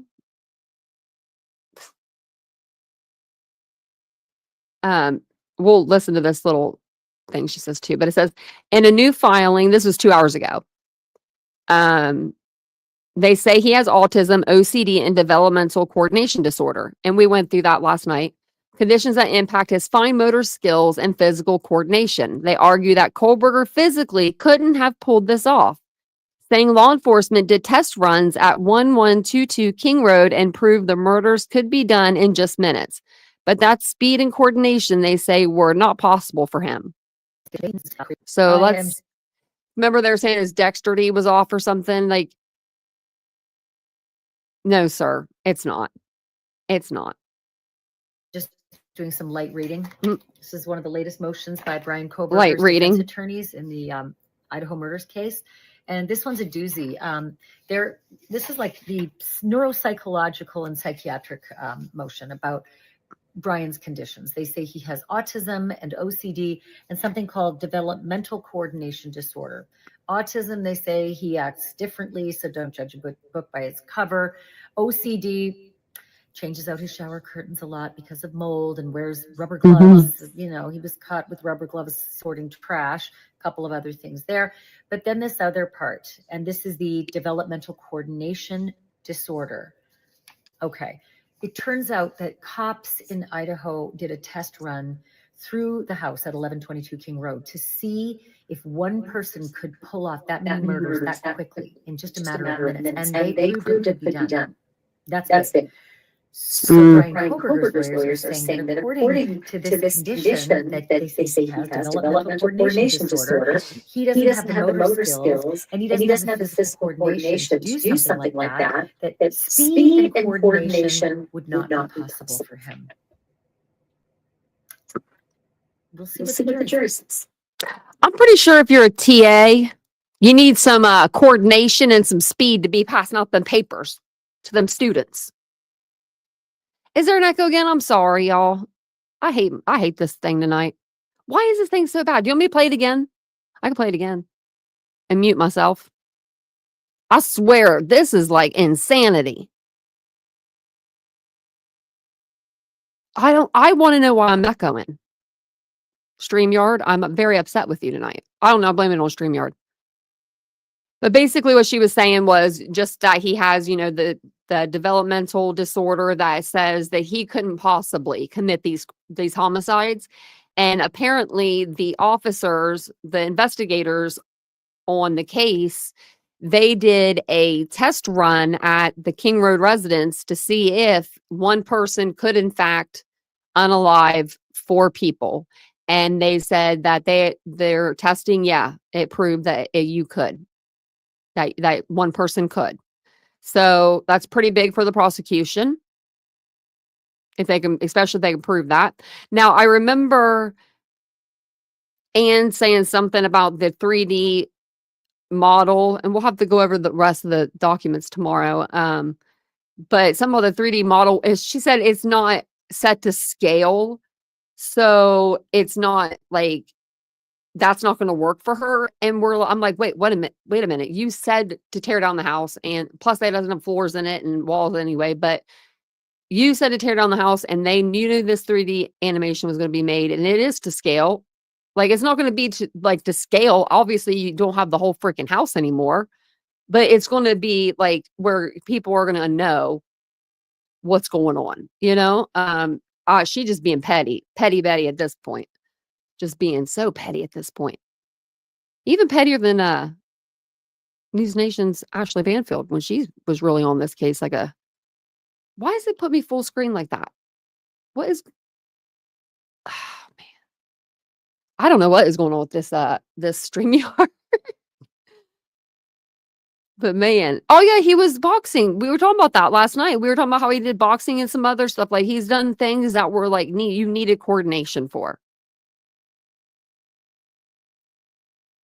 Yeah, yep, she could use a 3D. Yep, that's what she said. True crime Karens, yeah. And it has asbestos in it, so I mean they can't really let people go in there anyway. Plus it would have to be at 4 in the morning because if you're going to do an experiment, got to be there same time at night. But yeah, he's fit and strong. Yeah, he is. I mean, he was running with his buddy 6-7 miles a night there when they would go out. Like, and it was on a limb. Like the guy would just be like, "Hey man, do you want to go run?" Like it wasn't like, "Hey, do you want to go run 3 days from now?" It was like, "Hey, do you want to go run right now?" And Kohberger was like, "Yeah, let's do it. Let's do it." And it was kind of like, "What do you mean, Kohberger?" I'd be like, "I need a wheelchair or something afterwards." No, just kidding. I can't run. I can run a little. I can jog a little. I can walk like pretty good. So the 3D. Okay, so we actually did this. We did a live over this. I'm trying to think of the name. Harlow, Marlow. Let me see.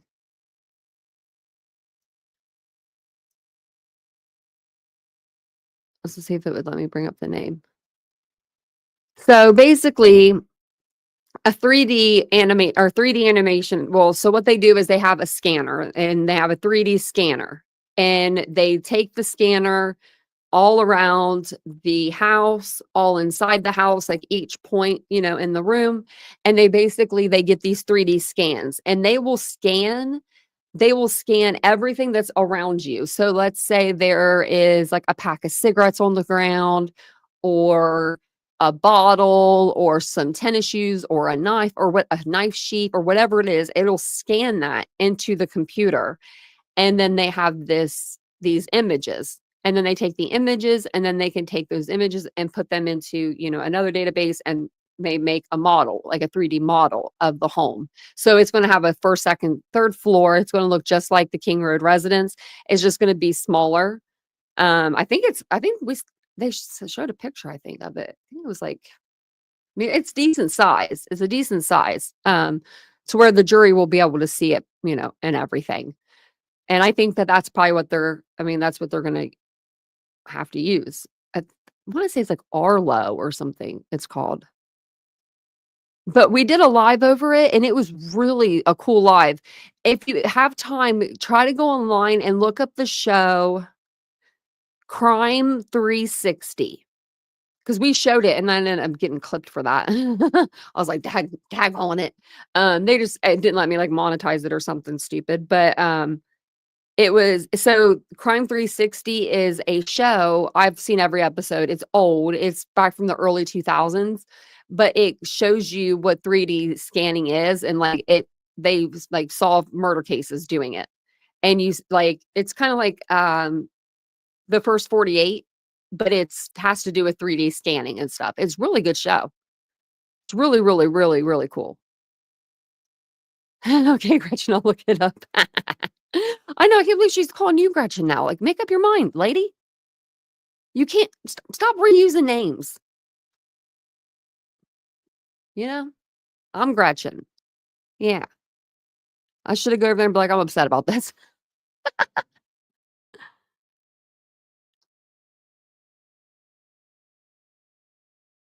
Will it be? It might be, Willows. I'm hoping we see it. I really want to see it. Yeah, BK trained for the event for years. Oh, he said it was me? Oh, so she was talking about me? Oh, I thought she was talking about you and UA. Oh, she's bringing me back into the mix. Dang. Well, I feel special. Well, thank you. Because she says I'm a pick-me over here by myself every night.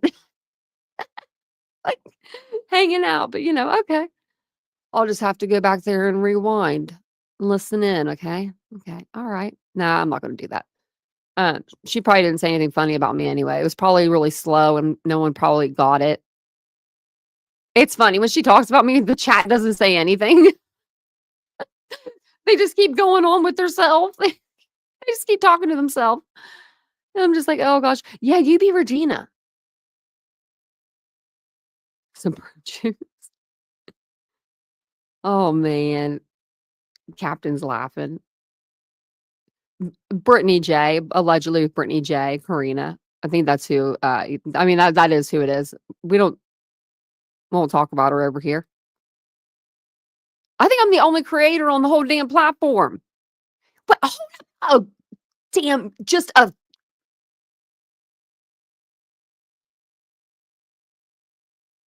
I take it back. I take it back. I take back what I said. I take back what I said about how everyone's going after her and how I don't think that's fair and all that stuff that I said. I take it all back. All of it. Go after her. Have at it. Do what you got to do. Maybe I'll join, but I'm just kidding. I'm not going to join. But no, I literally just said the other day that it sucks. Like, I was like, I kind of feel bad that everyone's going after her.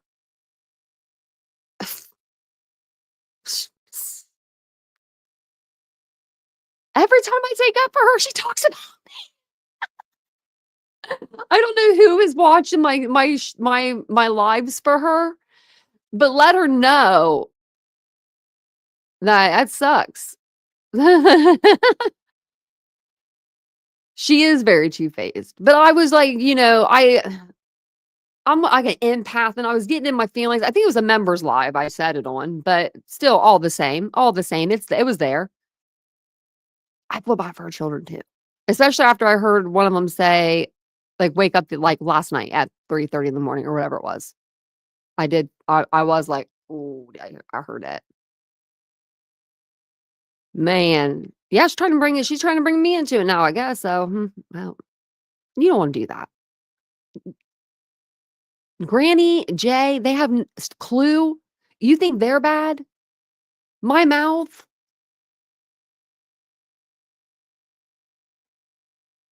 And it's not cuss words. I will go to your core with the truth. You know what I mean? I don't need to cuss. I don't need to scream. I will just get you to your core with the truth. Wow. Yeah. It's crazy.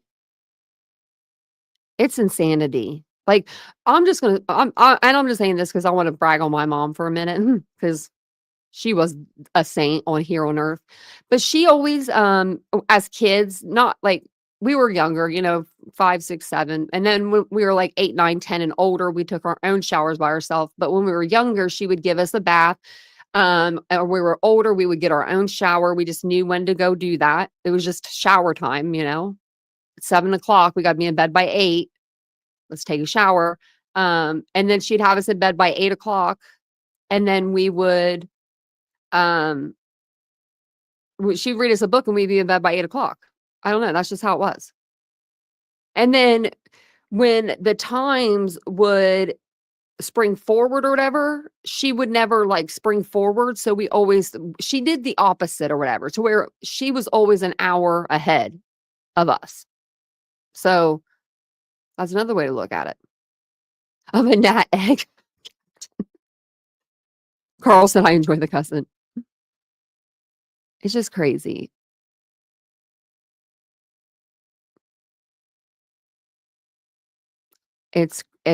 Yeah. I think she thinks of me as competition. Do you? Because we're like in the same, like, we have like the same subscriber like range. I think that's what it is. I think she sees me as competition and I'm not, because I don't consider anybody on this app competition. We're all here for, like, a lot of us we're all here for a different reason, really. I feel like, really we are. But at the end of the day, we're all here to have fun, I think, and make money on this app at the same time. Like, there's nothing wrong with that. But when you're getting into the down and dirty and, man. True crime Karen's. Yeah, I don't do that. If I did that, Vincent would be in here so fast. He wouldn't even be watching the live. He would just know. He would just know. She said I was jealous one time, and I about fell out of my damn chair. I was like, no, I'm not. And I'm glad you're over here. Weren't you a mod for her? I think. Glad you're here. Yeah, there's no comparison. Oh, yeah, Mr. Rose, but she's a creator on the platform that sleeps a lot. She doesn't have sleep streams, but she sleeps a lot. Now, why doesn't she do that? Sleep streams. People do that and make a lot of money. They just sleep and you watch them. Isn't that weird? I think that's a little weird. That's a little out of my wheelhouse, you know? Like, I've seen people, though, on those sleep streams, and they're all like, with their hands up in the air. They all look like they're like dead or something. You're like, okay, I'm watching a sleep stream. They're all right. They're all right. She is known as Snoozy Poon. I made Mo promise that if I go to sleep on a live, she will kill the stream. She has all my passwords. That's how Vince, he has all mine. He has he knows, he's like the managing, I don't even know what that means, managing moderator. It's like the one on the top. And I think he can shut my stuff down. I think. He would just come in here and pull a plug. Actually, I don't even know. He might not. Y'all, he might leave me in here by myself because he doesn't want to be on camera. He'd be sneaking in with something in front of him, so you couldn't see him. But yeah, he would have to shut it down. I mean, it's every night, Ladybug. She's sleeping every night.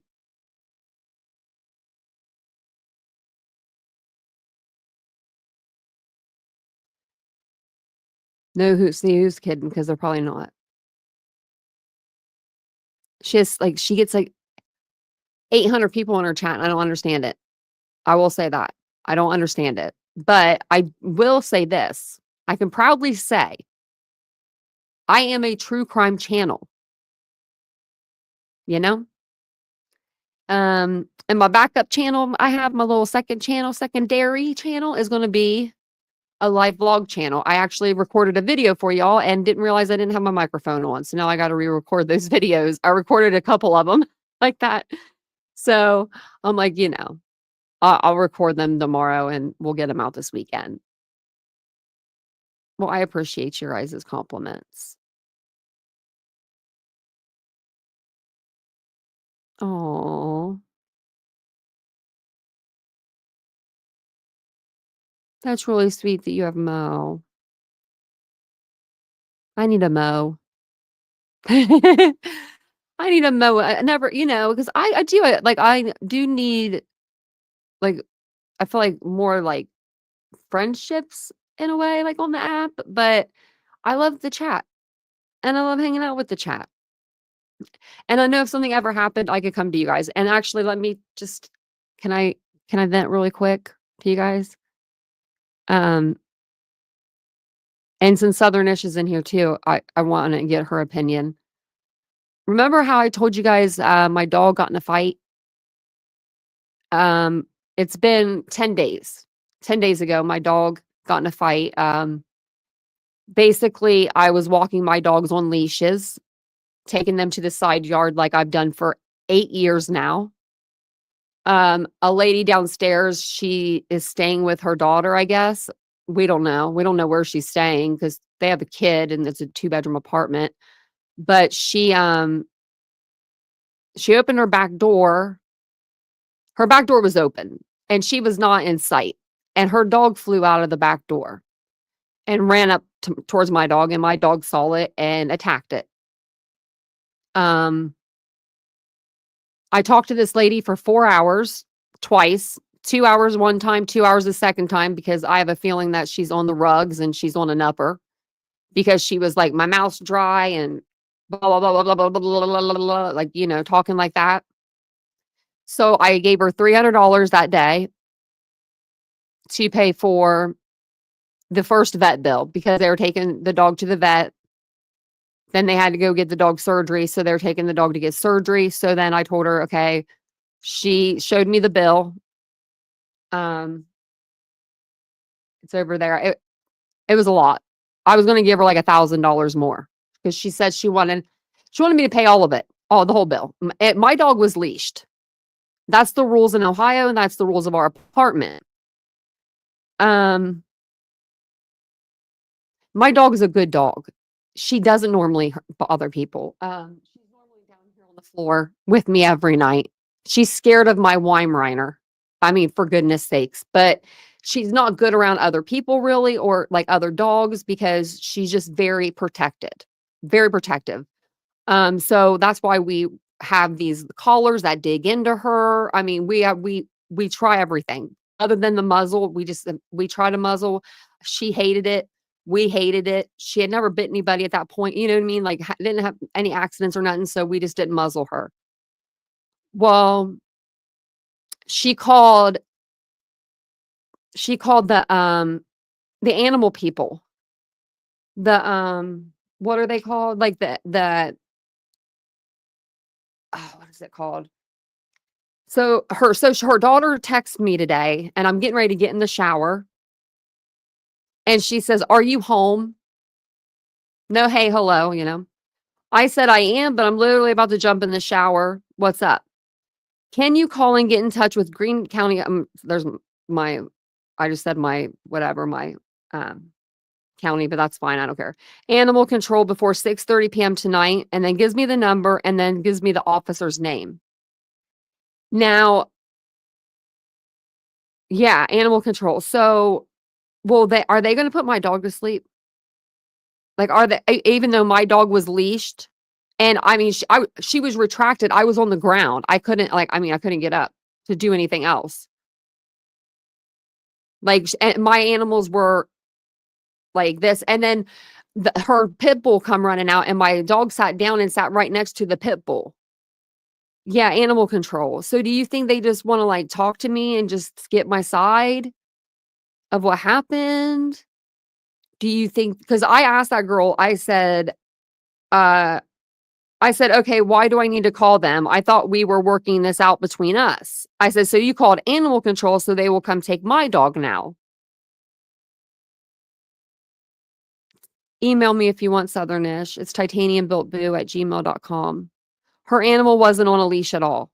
And she didn't even come running after the dog for like a couple seconds. And there was nothing I could do because it was literally one of those things where it flew out. It was a little dog, right? And my dog has a thing for little dogs. She don't like little dogs. Big dogs, she's cool. Small dogs, she doesn't like them. And I felt so bad for this lady. I mean, I'm telling y'all, so Vincent went tonight, and I'm not going to get upset because I'm not going to get upset yet because we don't know. We don't know anything yet. So I'm not going to get upset because she's just my angel. She's my everything. But Vincent went tonight and he got her bones, and he got her like special bones, and he got her special food. He got her like soft food, and he got her a lamb chop because she loves to chew those little toys up.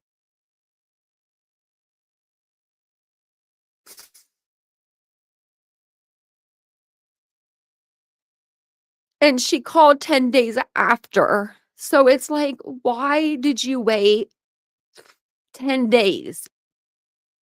You know? Like, why didn't you call the first day, second day, third day, fifth day, sixth day, eighth day? She has no clue what happened now. And Vincent was like, well, just tell her, something happened to our dog too. Like, it was like a mutual thing. And like he's like, it's your word against hers. Like, really? They want the money. I think that's what it is, Kiwi mate. I think because I told her I was firm about it. I was very firm. I was like, I'll pay half. But I feel like this is both of our faults, if anything. You know what I mean? This is a mutual thing.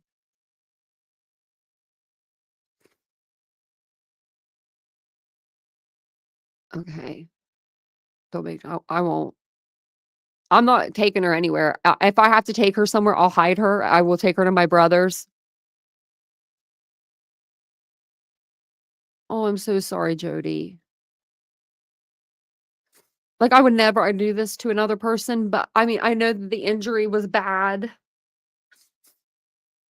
but the dog was going to be okay. And we just heard the dog today. So it wasn't like the dog had died during surgery or something like that. Like, I heard the dog barking at my dog today. Yeah, Kiwi mate. I think that's what it is, really. It's weird that like she's staying here, and I don't even know if the apartment knows that she's staying here with those two dogs. That's where we're going to start. Vincent's upset. Vincent doesn't get upset. He's already like going to call Mallard Landing. He's going to call her this place, that place. I mean, he's going to call everywhere.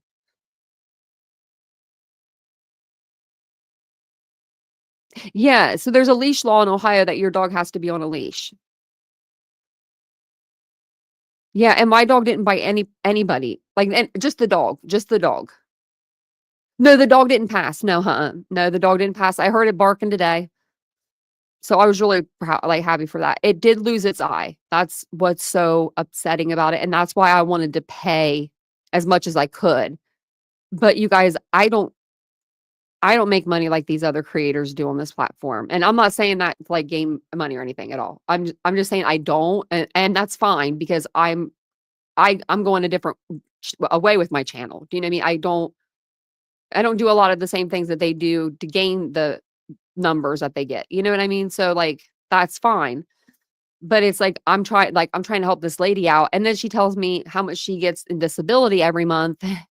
And your girl me has been denied 3 times for disability. Like, and I'm just like, "Oh, that's nice." And you sit down here and you smoke weed because I could smell it, which is fine. Nothing's wrong with smoking weed. But you know, and smoking cigarettes that are $10 a pack.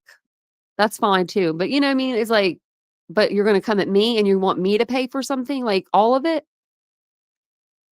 So Vincent's calling the landlord tomorrow. I'm calling the animal clinic. If I come on the live tomorrow, well, I'll be on at 3, so I'll tell you what happens then. But if I come on before that, like if I come on like right, just hit the live button, just know it's probably bad. And I might be needing you guys because you guys are my people. And I know Southern Issues went through it. I was like, yeah, I'm like, I want my $300 back that I gave her already. I was told Vincent that. I was like, I'm mad. And I wish she was in here so I could show her to you guys. But she's on my thumbnail from like on my other, from the other day because she was being a bad dog when she was a bad dog. Let me see if I can pull that thumbnail up. And then it'll have a picture of her. I don't see it. Wasn't that long ago. I'll have to find a picture of her and put it online. But she's the sweetest dog. I mean, she's a boxer pit mix. She lived 3 years of her life on the streets of Columbus. She's just very, very protective of me.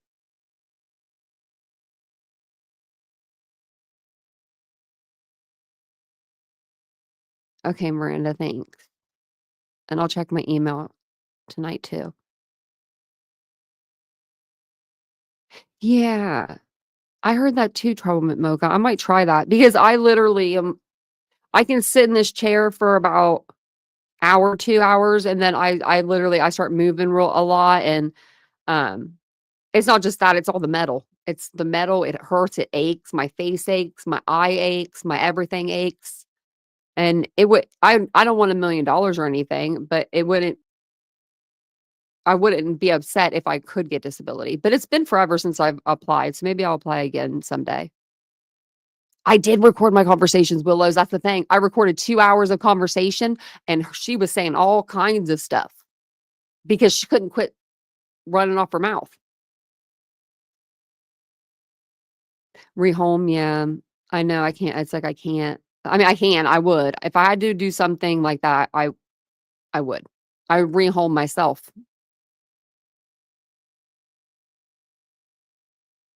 Yeah, Southern-ish. That's so sad. Like I said, I mean, I told Vincent we gotta get the $300 back because that's going to go into my bail money. because if something happens to my dog, she's just down the stairs. That's like my daughter.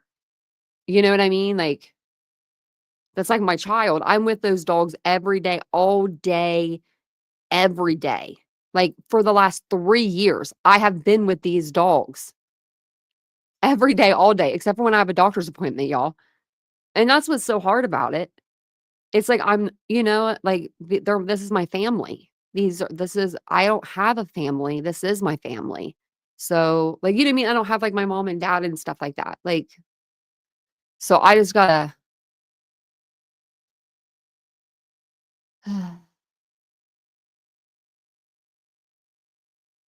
Oh, it does. Thanks, True Crime Karens. That's why I got quiet, because I was reading it. Dogs are family. They really are. And hey, Bryan. They are my children. They really are. And I don't know what Mia would do without Araya. She won't even go outside to pee without her. We had to do it one time, and she would not go. She wouldn't go. She just didn't go. Neither of them would go. Okay, thanks, Bullets and Bling. I appreciate it. Hey, Mind of Monsters. Well, this has been an incredible live tonight, First, I was muted when I came on because of something happened with the computer disconnected. Then it was echoing. Now I'm crying. And then I cried. But they are. And I wasn't going to bring it up, but I couldn't help it. I can't keep those big things. I can't keep them from y'all. I have to talk to you guys about it. I feel like, and plus I know that if you guys all just say a little prayer for me and Araya Lee, I know that it'll be okay. I know it will. There's Mia. I can hear Mia. So I'm going to jump off here and I'm going to go cuddle my girls, because I'm on here like way later than I thought I was going to be tonight. I was like, I'm only going to be on there for like an hour and a half. But I like talking to you guys and I appreciate y'all. Tomorrow I'll be live just for like open Q&A, like just questions, answers. We'll just hang out and talk over on the second channel, Unfiltered with Tanya. If you guys want to hang out with us, we'll be over there. I'll drop I think it's on my community page, but if it's not, I'll put it on there by tomorrow, the video and everything, so you can go straight to the link. But thank you guys for being here tonight. Thanks for listening to me. I know she'll be okay. I'm not going to let anything happen to her if that involves me hiding her and saying, oh, she died. Prove it. Prove that she didn't.